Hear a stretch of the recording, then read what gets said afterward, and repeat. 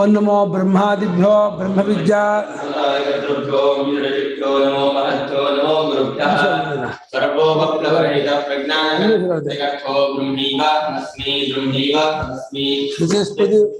ಬರ್ತಾ ಸಂಸ್ಕೃತ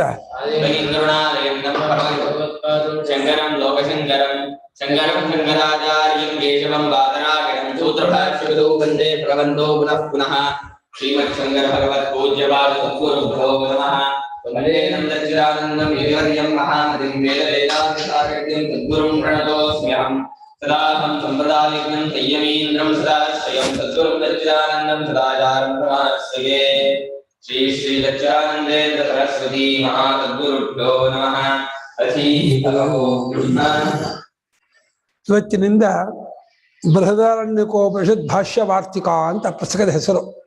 ಪುಸ್ತಕದ ಹೆಸರೇನು? ಬೃಹದಾರಣ್ಯಕೋಪನಿಷತ್ ಭಾಷ್ಯವಾರ್ತಿಕಂ. ಬೃಹದಾರಣ್ಯಕೋಪನಿಷತ್ತು ಬೆಳಗ್ಗೆ ಹೇಳಿದಿರಿ ಆಗಂದ ಏನಂತ ಗ್ರಂಥದಿಂದ ದೊಡ್ಡದಾಗಿರುವುದರಿಂದಲೂ ಅರಣ್ಯದಲ್ಲಿ ಅಧ್ಯಯನ ಮಾಡುವುದನ್ನು ಬೃಹದಾರಣ್ಯಕ ಅಂತಂತಾರೆ. ಅದಕ್ಕೆ ಶಂಕರಾಚಾರ್ಯರು ಭಾಷ್ಯ ಬರೆದಿದ್ದಾರೆ.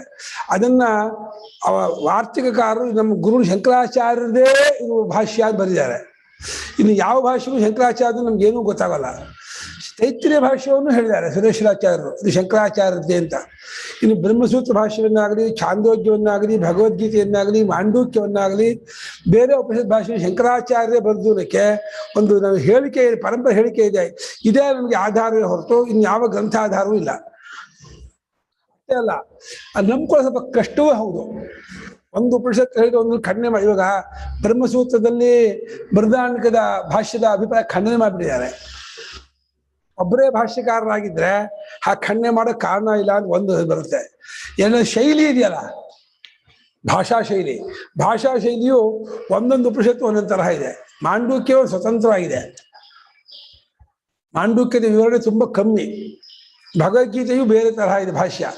ಹಾಗಾದ್ರಿಂದ ನಮ್ಮ ಸ್ವಾಮಿಗಳು ಒಂದು ಹೇಳ್ತಿದ್ರಂತೆ, ಏನು ಅಂತ ನಾವು ಇದನ್ನು ನಾವು ಇಟ್ಕೋಬಹುದು. ಏನಂತ ಹೇಳ್ತಿದ್ರು ಅಂದರೆ, ಶಂಕರಾಚಾರ್ಯ ಹತ್ರ ತುಂಬ ಜನ ವೇದಾಂತವನ್ನು ಅಭ್ಯಾಸ ಮಾಡಿ ವೇದಾಂತ ತಿಳ್ಕೊಂಡು ತತ್ವ ವಿಚಾರವನ್ನು ಮಂದಟ್ ಮಾಡಿಕೊಂಡು ಗುರುಗಳ ಹೆಸರಲ್ಲಿಯೇ ಒಂದೊಂದು ಉಪನಿಷತ್ತು ಒಬ್ಬೊಬ್ಬರು ಭಾಷ್ಯ ಬರೆದು ಗುರುಗಳಿಗೆ ತೋರಿಸಿ ಅನುಮೋದನೆ ತಗೊಂಡು ಗುರು ಹೆಸರಲ್ಲೇ ಪ್ರಚಾರ ಮಾಡಿದ್ದಾರೆ ಅಂತ ಇರಬಹುದು ಅಂತ ಗುರು ವಿಚಾರ ಮಾಡಿದ್ದಾರೆ. ಯಾಕಂದ್ರೆ ಒಂದೊಂದು ಉಪನಿಷತ್ತಿನ ಶೈಲಿಯು ಒಂದೊಂದು ತರಹ ಇರೋದ್ರಿಂದ ಗುರುಗಳು ಇದಕ್ಕೆ ಆಗಬಹುದು ಅನ್ನೋ ಒಂದು ಒಪ್ಪಿಗೆ ಕೊಟ್ಟದ್ರಿಂದ ಶಂಕರಾಚಾರ್ಯ ಹೆಸರೆಲ್ಲ ಇರಲಿ ಅಂತ ಹೇಳಿ ಶಿಷ್ಯರು ಆ ಭಾಷ್ಯವನ್ನು ಗುರುಗಳ ಹೆಸರಲ್ಲಿ ಪ್ರಚಾರ ತಂದಿರಬಹುದು ಅಂತ ಒಂದು ಊಹೆ ಮಾಡಿದ್ದಾರೆ. ಗುರುಗಳ ಊಹೆ ಇದು, ಇದಕ್ಕೆ ಯಾವ ಆಧಾರವೂ ಸಿಕ್ಕಲ್ಲ. ಮತ್ತೆ ಇದ್ರ ಮೇಲೆ ಕ್ರಾಸ್ ಕ್ವಶನ್ ಮಾಡಬೇಡಿ. ಯಾಕೆಂದ್ರೆ ಆಸೇತು ಹಿಮ ಎಲ್ಲ ಕಲ್ಲೂ ಶಂಕರ ಭಾಷ್ಯ ಅಂತ ಪ್ರಸಿದ್ಧವಾಗಿದೆ. ಪ್ರಸ್ಥಾನತ್ರಯ ಭಾಷ್ಯ, ಶಂಕರಾಚಾರ್ಯ ಭಾಷ್ಯ ಅಂತ ಈ ಪ್ರಸಿದ್ಧಿ ಇರೋದ್ರಿಂದ ಇದನ್ನು ನಾವು ತಿದ್ದೋಕ್ಕಾಗಲ್ಲ. ಆದರೆ ಭಾಷ್ಯವನ್ನೇ ಅಧ್ಯಯನ ಮಾಡುವವರಿಗೆ ತುಂಬ ತೊಡಕುಗಳು ಕಾಣುತ್ತೆ. ಯಾವ ತೊಡಕು? ಒಬ್ಬರೇ ಬರೆದಿದ್ದಾರೆ ಅನ್ನೋದು ತುಂಬ ತೊಡಕುಗಳು. ಏನು ತೊಡಕುಗಳು? ವಿಷಯ ಪ್ರತಿಪಾದನೆ ಕ್ರಮ, ಭಾಷಾ ಶೈಲಿ, ಆಮೇಲೆ ಅಲ್ಲ ಒಂದು ಪರಾಮರ್ಶೆ ಇಲ್ಲದೆ ಇರೋದು. ಸಾಮಾನ್ಯವಾಗಿ ಒಬ್ಬರೇ ಬರೆದಿದ್ರೆ ನಾನು ಈ ಪುಸ್ತಕದಿಂದ ಬರೆದಿದ್ದೀನಿ ಅಂತ ರೆಫರ್ ಮಾಡೋರು. ಉದಾಹರಣೆಗೆ ಜ್ಞಾನಕರ್ಮ ಸಮುಚ್ಚಯ ಖಂಡನೆ ಅಂತ ಮಾಡ್ತಾರೆ ಗೀತೆಯಲ್ಲಿ. ಭಗವದ್ಗೀತೆ ಬರೆಯುವಾಗ ಆತ್ಮಜ್ಞಾನವನ್ನು, ಅಗ್ನಿಹೋತ್ರಾದಿ ಕರ್ಮವನ್ನು ಕೂಡಿಸ್ಕೊಂಡು ಅನುಷ್ಠಾನ ಮಾಡಬೇಕು ಅಂತ ಒಂದು ವಾದಿಗಳು ಹೇಳ್ತಿದ್ರು. ಅದನ್ನು ವಿಸ್ತಾರವಾಗಿ ಖಂಡನೆ ಮಾಡಿದ್ದಾರೆ ಎಲ್ಲೇ? ಭಗವದ್ಗೀತೆಯಲ್ಲಿ. ಆದರೆ ಅದೇ ರೀತಿ ಖಂಡನೆಯನ್ನ ಬೃಹದಾರಣ್ಯಕದಲ್ಲೂ ಮಾಡಿದ್ದಾರೆ, ಬ್ರಹ್ಮಸೂತ್ರದಲ್ಲೂ ಮಾಡಿದ್ದಾರೆ, ಇನ್ನೂ ಕೆಲವು ಉಪನಿಷತ್ತಲ್ಲೂ ಮಾಡಿದ್ದಾರೆ. ಅದು ಅಲ್ಲೆಲ್ಲೂ ಕೂಡ ಈ ಖಂಡನೆ ಅಲ್ಲೂ ಮಾಡಿದ್ದೀನಿ ಅಂತ ರೆಫರ್ ಮಾಡಿಲ್ಲ. ಮಾಡ್ಲಿ, ಬೇಕಾದ್ರೆ ಎಲ್ಲ ಪುಸ್ತಕ ಮಾಡೋ ತಪ್ಪು ಅನ್ನೋಕ್ಕಾಗಲ್ಲ. ಆದ್ರೆ ಸಾಮಾನ್ಯವಾಗಿ ಗ್ರಂಥಕರ್ತನ ಶೈಲಿ ಹೇಗಿರುತ್ತೆ ಅಂದ್ರೆ, ಈಗ ಸೂತ್ರ ಭಾಷೆಯಲ್ಲಿ ನಾವು ಈ ವಿಚಾರ ನಾವು ಹಿಂದೆ ಹೇಳಿದ್ದೀವಿ ಅಂತ ಹೇಳ್ತಾರೆ, ಅದನ್ನ ಯಾವುದೋ ವಿಚಾರ ಮುಂದೆ ಹೇಳ್ತೀವಿ ಅಂತ ಹೇಳ್ತಾರೆ. ಬೃಹದಾರಣ್ಯಕದಲ್ಲೂ ಹೇಳ್ತಾರೆ, ಇದೂ ಹೇಳ್ತಾರೆ ಮುಂದೆ ಹೇಳ್ತೀವಿ ಅಂತ. ಹಾಗೆ ತಾವೇ ಯಾವುದು ಆ ಭಾಷೆಗಳನ್ನು ಬರೆದಿದ್ರೆ ರೆಫರ್ ಮಾಡೋರು. ಅದು ಸೇಮ್ ಖಂಡನೆ ಶೈಲಿ ಒಂದೇ ತರ ಇದೆ. ಏನೇನು? ಉದಾಹರಣೆಗೆ ಪೂರ್ವ ಪಕ್ಷ ಪ್ರಶ್ನೆ ಮಾಡಿದ್ದಾನೆ, ಏನು ನಿತ್ಯ ಕರ್ಮದಿಂದಲೇ ಮುಕ್ತಿ ಆಗತ್ತೆ ಅಂತ. ಹೇಗೆ ಅಂದ್ರೆ, ಒಂದೇ ಒಂದು ಪಾಪಕರ್ಮವನ್ನು ಮಾಡೋದಿಲ್ಲ, ಅದನ್ನು ಪಾಪ ಜನ್ಮ ಬರಲ್ಲ. ಪುಣ್ಯ ಕರ್ಮವನ್ನು ಮಾಡೋದಿಲ್ಲ, ಪುಣ್ಯ ಜನ್ಮವೂ ಬರೋದಿಲ್ಲ. ಪ್ರತ್ಯವಾಯ ಪರಿಹಾರಕ್ಕಾಗಿ ನಿತ್ಯಕ್ರಮ ಮಾಡ್ತಿರ್ತಾನೆ. ಹಾಗಾಗಿ ಎಲ್ಲ ಪುಣ್ಯವೂ ಹೋಗಿ ಎಲ್ಲ ಪಾಪವೂ ಹೋಗಿ ಅಯತ್ನದ ಸಿದ್ಧವಾಗಿ ಮೋಕ್ಷ ಆಗತ್ತೆ ಎನ್ನುವ ಪಕ್ಷವನ್ನ ತೈತ್ತಿರಲ್ಲಿ ತಗೊಂಡಿದ್ದಾರೆ. ಅದೇ ಪೂರ್ವ ಪಕ್ಷವನ್ನ ಬೃಹದಾರಣ್ಯಕದಲ್ಲೂ ಬ್ರಹ್ಮಸೂತ್ರದಲ್ಲಿ ತಗೊಂಡಿದ್ದಾರೆ. ಆದರೆ ಅಲ್ಲೆಲ್ಲೂ ನಾನು ಇದನ್ನು ಅಲ್ಲಿ ಹೇಳಿದ್ದೀನಿ, ಅಲ್ಲಿ ಚರ್ಚೆ ಮಾಡಿದ್ದೀನಿ, ಬರೀ ಒಂಚೂರು ಹೇಳಿಲ್ಲ. ಇದೊಂದು ಗಮಕ, ಏನೋ ಒಬ್ಬರೇ ಬರ್ತಿದ್ದಲ್ಲ ಅನ್ನಕ್ಕೆ. ಇನ್ನೊಂದೇನು ಅಂದ್ರೆ, ಈ ಮುಂಡಕದಲ್ಲಿ ಏನು ಸೃಷ್ಟಿ ವಿಚಾರ ಬರುತ್ತಲ್ಲ, ಕಪಸಾಚೀಯತೆ ಬರುವ ತತ್ವವನ್ನು ವಿಜಯ ಅನ್ನ ಪ್ರಾಣ ಲೋಕ ಹೆಸರು, ಅಲ್ಲಿ ಸೃಷ್ಟಿ ಕ್ರಮ ಅಂತಲೇ ಬಂದಿದ್ದಾರೆ ಮುಂಡಕದಲ್ಲಿ. ಸೂತ್ರ ಭಾಷೆ ಸೃಷ್ಟಿ ಕ್ರಮ ಅಲ್ಲ ಅಂತ ಹೇಳಿದ್ದಾರೆ. ಒಬ್ಬರೇ ಬರ್ತಿದ್ದೆ ವಿರುದ್ಧ ಹೆಂಗ್ ಹೇಳ್ತಾರೆ? ಬೃಹದಾರಣ್ಯಕದಲ್ಲಿ ಇಂದು ಕರಣಗಳು ವ್ಯಾಪಿ ಅನಂತವಾಗಿದೆ, ಪ್ರಾಣಗಳಲ್ಲ ಅಂತ ಹೇಳಿದ್ದಾರೆ. ಸೂತ್ರ ಭಾಷೆ ಬೈದಿದ್ದಾರೆ ಹಾಗೆ ಹೇಳೋರನ್ನ. ಪುರುಷ ಮಧ್ಯ ಪ್ರವಾಹ ಕಲ್ಪನಾ ಸರ್ವ ಏವ ಅನಾದರ್ತವ್ಯಾ ಬೈದಾರೆ. ತಿರಸ್ಕಾರ ಮಾಡಿ, ಅನಾದರಣೆ ಮಾಡಿ ಅಂತೇಳಿ ಬೈದಾರೆ. ಇಷ್ಟು ಮಟ್ಟಿಗೆ ಕಠೋರ ಚುಚ್ಚು ಬರಿಬೇಕಾದ್ರೆ ತಾವೇ ಬರೆದಿದ್ರೆ ಆ ರೀತಿ ಅವ್ರು ಹೇಳ್ಕೊಳ್ತಾರ? ಈ ಪಾಯಿಂಟ್ ನಂಬರ್ 2. ಇನ್ನು ಶೈಲಿ ಇದೆಯಲ್ಲ, ಭಾಷೆ ಶೈಲಿಗಳು ಒಂದು ತುಂಬಾ ಲಲಿತ, ಬೃಹದಾರಣ್ಯಕ ಭಾಷೆ ಶೈಲಿ ತುಂಬಾ ಕ್ಲಿಷ್ಟ. ಬೃಹದಾರಣ್ಯ ಆಮೇಲೆ ಸ್ವಾಮಿಗಳು ಇದನ್ನು ಗುರುತಿಸಿದ್ದಾರೆ. ಏನು ಅಂದ್ರೆ, ಪೂರ್ವ ಪಕ್ಷವು ಇತಿಚೇತನಾಗಿ ಮತ್ತೆ ಅದಕ್ಕೆ ವಿವರಣೆ ಕೊಡ್ತಾರೆ. ಪೂರ್ವ ಪಕ್ಷಕ್ಕೆ ವಿವರಣೆ, ಚೇತ್ ಬರೆದ್ಬಿಟ್ಟು ವಿವರಣೆ, ಆಮೇಲೆ ಸಿದ್ಧಾಂತವನ್ನು ಸಂಗ್ರಹವಾಗಿ ಬರ್ಬಿಟ್ಟು ಅದಕ್ಕೆ ವಿವರಣೆ ಕೊಡೋದು. ಇದು ತೈತ್ರಿಯಕ್ಕೆ ಬೃಹದಾರಣ್ಯಕ್ಕೆ ಮೀಸಲಾಗಿದೆ. ಇನ್ನು ಯಾವ ಉಪನಿಷತ್ತಲ್ಲೂ ಇದು ಕಂಡು ಬರೋಲ್ಲ ಅಂತ ಹೇಳಿದ್ದಾರೆ. ಆಮೇಲೆ ಪದಗಳ ಪ್ರಯೋಗ ವಾಕ್ಯ ಪ್ರಯೋಗ ಇದೆಯಲ್ಲ, ಸಣ್ಣ ಸಣ್ಣ ವಾಕ್ಯ, ಗೀತಾ ಭಾಷೆ ವಾಕ್ಯ ಸಣ್ಣ ಸಣ್ಣ ವಾಕ್ಯ, ಬಾಕಿ ಸೂತ್ರ ಭಾಷೆ ಸಣ್ಣ ಸಣ್ಣ ವಾಕ್ಯ, ಬೃಹದಾರಣ್ಯಕ ವಾಕ್ಯ ದೊಡ್ಡ ದೊಡ್ಡ ದೊಡ್ಡ ವಾಕ್ಯ, ಸಮಸ್ತ ವಾಕ್ಯ ಕ್ಲಿಷ್ಟನೂ ಹೌದು. ಹಾಗಾಗಿ ಒಬ್ಬರೇ ಬರೆದದ್ದಲ್ಲ, ಈ ರೀತಿ ಆಗಿರಬಹುದು. ಯಾವ ರೀತಿ? ಶಂಕರಾಚಾರ್ಯ 10 ಜನ ಶಿಷ್ಯರಿದ್ದು ಅವರೆಲ್ಲ ಶಂಕರಾಚಾರ್ಯನ ಪಾಠ ಕಲಿತು ತಾವು ಕೂಡ ಶಂಕರಾಚಾರ್ಯ ಹೇಗೆ 2 ಬರೆದು ಬೃಹದಾರಣ್ಯಕಕ್ಕೆ ತೈತ್ತಿರಿಯಕ್ಕೆ ಬರೆದ್ರು, ನಾವು ಬಾಕಿ ಉಪನಿಷತ್ತು ಬರೆಯೋಣ ಅಂತ ಬರೆದು ಬಿಟ್ಟು ಆಚಾರ್ಯ ತೋರಿಸಿ ಈ ಸಣ್ಣ ಪುಟ್ಟ ಭೇದಕ್ಕೆ ಶಂಕರಾಚಾರ್ಯರು ಆಗ್ಬಹುದಪ್ಪ ಅಂತ ಇದಿದ್ರು ಕೂಡ ಅನುಮೋದನೆ ಮಾಡಿ ಆಚಾರ್ಯ ಹೆಸರಿಗೆ ತಂದಿದ್ದಾರೆ ಅಂತೂ ಮಾಡ್ಕೋಬಹುದು ಒಂದು. ನನಗೂ ಅದು ನನ್ನ ವೈಯಕ್ತಿಕ ಹೇಳಿದ್ರೆ ನನಗೆ ಅದು ಯುಕ್ತ ಅನಿಸಿತ್ತು. ನನ್ನ ಸ್ವಾಮಿಗಳ ಯೋಚನೆ ಚೆನ್ನಾಗಿದೆ, ನನಗೆ ವೈಯಕ್ತಿಕ ಹೇಳ್ತಿದ್ದೆ. ಅದು ಒಪ್ಪೋದು ಬಿಡೋದು ನಿಮಗೂ ಬಿಟ್ಟಿದ್ದು, ನಾನು ನಿಮ್ಮನ್ನು ಒಪ್ಸೋಕೆ ಹೊಟ್ಟಿಲ್ಲ, ನನಗೆ ಅನಿಸಿದ್ದು ಹೇಳ್ತಾ ಇದ್ದೀನಿ. ಇನ್ನು ಬೃಹದಾರಣ್ಯಕ ಶ್ರುತಿಯೇ ಬಹಳ ದೊಡ್ಡದಾಗಿದೆ, ವಿಸ್ತಾರವಾಗಿದೆ. ಅದಕ್ಕೆ ಭಾಷ್ಯವು ಬಹಳ ಗಂಭೀರವಾಗಿದೆ. ಆ ಭಾಷ್ಯದ ಅರ್ಥ ದುರವಗಾಹ, ಅರ್ಥ ತುಂಬಾ ಕಷ್ಟ ಅಂತ ತಿಳ್ಕೊಂಡವರಾಗಿ ಮತ್ತು ಬಹಳ ರಹಸ್ಯಾರ್ಥವಿದೆ, ಭಾಷ್ಯ ಪುರುಷಾರ್ಥನ ಕೂಡ್ಕೊಂಡದ್ದಾಗಿದೆ ಅಂತ ತಿಳಿದವರಾಗಿ ಸುರೇಶ್ವರಾಚಾರ್ಯರು ವಾರ್ತಿಕ ಬರೆದರು. ಅದು ಬೃಹದಾರಣ್ಯಕವನ್ನು ನೆಪವಾಗಿ ಇಟ್ಕೊಂಡು ಇಡೀ ವೇದಾಂತ ಶಾಸ್ತ್ರಕ್ಕೆ ವಾರ್ತಿಕ. ಅದು ಹೇಗೆ ಬ್ರಹ್ಮಸೂತ್ರದ ಅಧ್ಯಾಸ ಭಾಷ್ಯ ಇದೆಯಲ್ಲ, ಅಧ್ಯಾಸ ಭಾಷೆ ಬ್ರಹ್ಮಸೂತ್ರಕ್ಕೆ ಮಾತ್ರ ಪೀಠಿಕೆ ಅಲ್ಲ, ಅದು ಇಡೀ ವೇದಾಂತದ ಎಲ್ಲಾ ಗ್ರಂಥಕ್ಕೂ ಪೀಠಿಕೆ ಆಗಿದೆಯೋ ಅದೇ ರೀತಿ ಈ ವಾರ್ತಿಕ ಸಮಗ್ರವಾಗಿ ಪಂಚಕೋಶ ವಿಚಾರ ಚರ್ಚೆ ಮಾಡಿದ್ದಾರೆ. ಬೃಹದಾರಣ್ಯಕ ಬರುವ ಪಂಚಕೋಶ ವಿಚಾರ ಚರ್ಚೆ ಮಾಡಿದ್ದಾರೆ. ಇನ್ನು ಅವಸ್ಥಾತ್ಮ ವಿಚಾರ, ದಿಗ್ದೃಶ್ಯ ವಿಚಾರ ಎಲ್ಲ ವಿಚಾರ ತಗೊಂಡಿದ್ದಾರೆ. ಆಮೇಲೆ ಎಲ್ಲಾ ಪೂರ್ವಪಕ್ಷ ಎಲ್ಲಾ ಪ್ರಸ್ತಾವ ಎಲ್ಲ ತಗೊಂಡು ಚರ್ಚೆ ಮಾಡಿದ್ದಾರೆ. ಹಾಗೆ ನೋಡಿದ್ರೆ ಇದು ಒಂದರಿಂದಲೇನೆ ನನ್ನ ಪ್ರಸ್ಥಾನ ಭಾಷೆಕ್ಕೂ ವಾರ್ತಿಕ ಬರ್ದಂಗೆ ಆಯ್ತು ಅನ್ನೋ ಅಭಿಪ್ರಾಯ ಇಟ್ಕೊಂಡು ಅವ್ರನ್ನ ಬಾಕಿ ಇದಕ್ಕೆ ಬರೆಯಕ್ಕೆ ಹೋಗಿಲ್ಲ ಅಂತ ನಾವು ಅನ್ಬಹುದು, ಧಾರಾಳ ಹೇಳ್ಬೋದು. ಇನ್ನು ವಾರ್ತಿಕ ಒಂದು ಲಕ್ಷಣ ಮಾಡಿದ್ದಾರೆ. ಆ ವಾರ್ತೆ ಅದನ್ನು ತಿಳ್ಕೊಬೇಕು ನೀವು. ಉಕ್ತಾನುಕ್ತ ದುರುಕ್ತಾನಾಂ ಚಿಂತಾ ಯತ್ರ ಪ್ರವರ್ತತೆ ತದ್ಗ್ರಂಥಂ ವಾರ್ತಿಕಂ ಪ್ರಾಹು ವಾರ್ತಿಕಜ್ಞಾ ವಿಚಕ್ಷಣ. ವಾರ್ತಿಕಜ್ಞ ಮನೀಷಿಣ ಅಂತ ಇದೆ. ವಾರ್ತಿಕಜ್ಞ ಮನೀಷಿಣ ಏನು, ಯಾವ ಗ್ರಂಥದಲ್ಲಿ ಉಕ್ತ ಹೇಳಿದ್ದನ್ನ ಅದು ಹೇಗೆ ಹೇಳಿದ್ದಾರೆ ಅಂತ ಹೇಳೋದು, ಅನುಕ್ತ ಬಿಟ್ಟಿದ್ದನ್ನ ಅದಕ್ಕೆ ಇದನ್ನು ಸೇರಿಸ್ಕೊಳ್ಳಿ ಅಂತ ಸೇರಿಸೋದು. ದುರುಕ್ತ ಅದಕ್ಕೆ 3 ಅರ್ಥ ಮಾಡ್ತಾರೆ. ಒಂದು ತಪ್ಪಾಗಿ ಹೇಳಿದ್ದು ಒಂದು ಅರ್ಥ ಮಾಡ್ತಾರೆ. ಆದರೆ ನಮ್ಮ ಸ್ವಾಮಿಗಳವರು ಕೆಲವರು ಹಾಗೆ ಅರ್ಥ ಮಾಡಬಾರ್ದು ದುರುಕ್ತಾನಕ್ಕೆ. ಅದಕ್ಕೆ ದುಃಖದಿಂದ ಹೇಳಿದ್ದು ದುರುಕ್ತ, ಅದಕ್ಕೆ ಕಷ್ಟಪಟ್ಟು ಹೇಳಕ್ಕೆ ಹೋಗಿದ್ದಾರೆ ಗುರುಗಳು.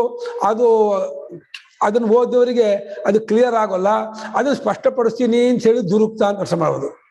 ಅಥವಾ ದುಃಖ ಅಂದ್ರೆ ಯಾವುದನ್ನ ತಿಳ್ಕೊಳ್ಳೋರಿಗೆ ಕಷ್ಟ ಅಂತ ಅನಿಸಿದೆಯೋ ಅದನ್ನ ತಿಳಿಸ್ಕೊಡ್ತೀನಿ ಹೋಗಿದ್ದಾರೆ ಅಂತ ಅರ್ಥ ಮಾಡ್ಬೋದು. ಒಂದು ಭಾಷ್ಯಕ್ಕೆ ಲಕ್ಷ್ಯ ಮಾಡೋದು.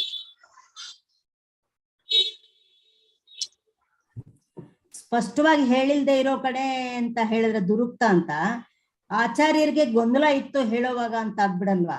ಹಾ ಆಚಾರ್ಯ ಇಷ್ಟು ಹೇಳಿದ್ರೆ ಸಾಕು ಅಂತ ಅಂದ್ಕೊಂಡು ಹೇಳಿರ್ತಾರಲ್ಲ, ಅದು ಸಾಕಾಗೋಲ್ಲ ಅಂತ ಇವ್ರಿಗೆ ಅನಿಸಿ ಅದನ್ನ ಬಿಡಿಸೋದು. ಆಚಾರ್ಯ ಯೋಚನೆ ಮಾಡುವಾಗ ಇಷ್ಟು ಹೇಳಿದ್ರೆ ಬಹುಶಃ ಗೊತ್ತಾಗತ್ತೆ ಅಂತ ಅನ್ಕೊಂಡು ಅವ್ರು ಹೇಳಿರ್ತಾರೆ. ಅದು ಇವರಿಗೆ ಇಲ್ಲ ಗುರುಗಳೇ ಸಾಕಾಗೋದಿಲ್ಲ, ಇನ್ನೂ ಸ್ವಲ್ಪ ವಿವರಣೆ ಬೇಕು ಅಂತ ಇವ್ರಿಗೆ ಅನಿಸಿ ವಿವರಣೆ ಮಾಡೋದು. ಹಾಗೆ ಅರ್ಥ ಮಾಡ್ಬೋದು. ಅಥವಾ ಬಹಳ ನಮಗೆ ತಿಳ್ಕೋ ಕಷ್ಟ ಅಂತ ಅನಿಸಿದ ಭಾಗವನ್ನ ಬಿಡಿಸಿ ಹೇಳಿದ್ದು ಅರ್ಥ ಮಾಡ್ಬೋದು ದುರುಕ್ತಾನೆ. ಆದರೆ ವಾರ್ತಿಕದಲ್ಲಿ ಒಂದ್ ಜಾಗದಲ್ಲಿ ತಪ್ಪು ಹೇಳಿದ್ದಾರೆ ಅಂತ ಹೇಳಿದ್ದಾರೆ. ಶಂಕರಾಚಾರ್ಯರು ಎಲ್ಲಿ ಹೇಳಿದ್ದಾರೆ ಗೊತ್ತಾ?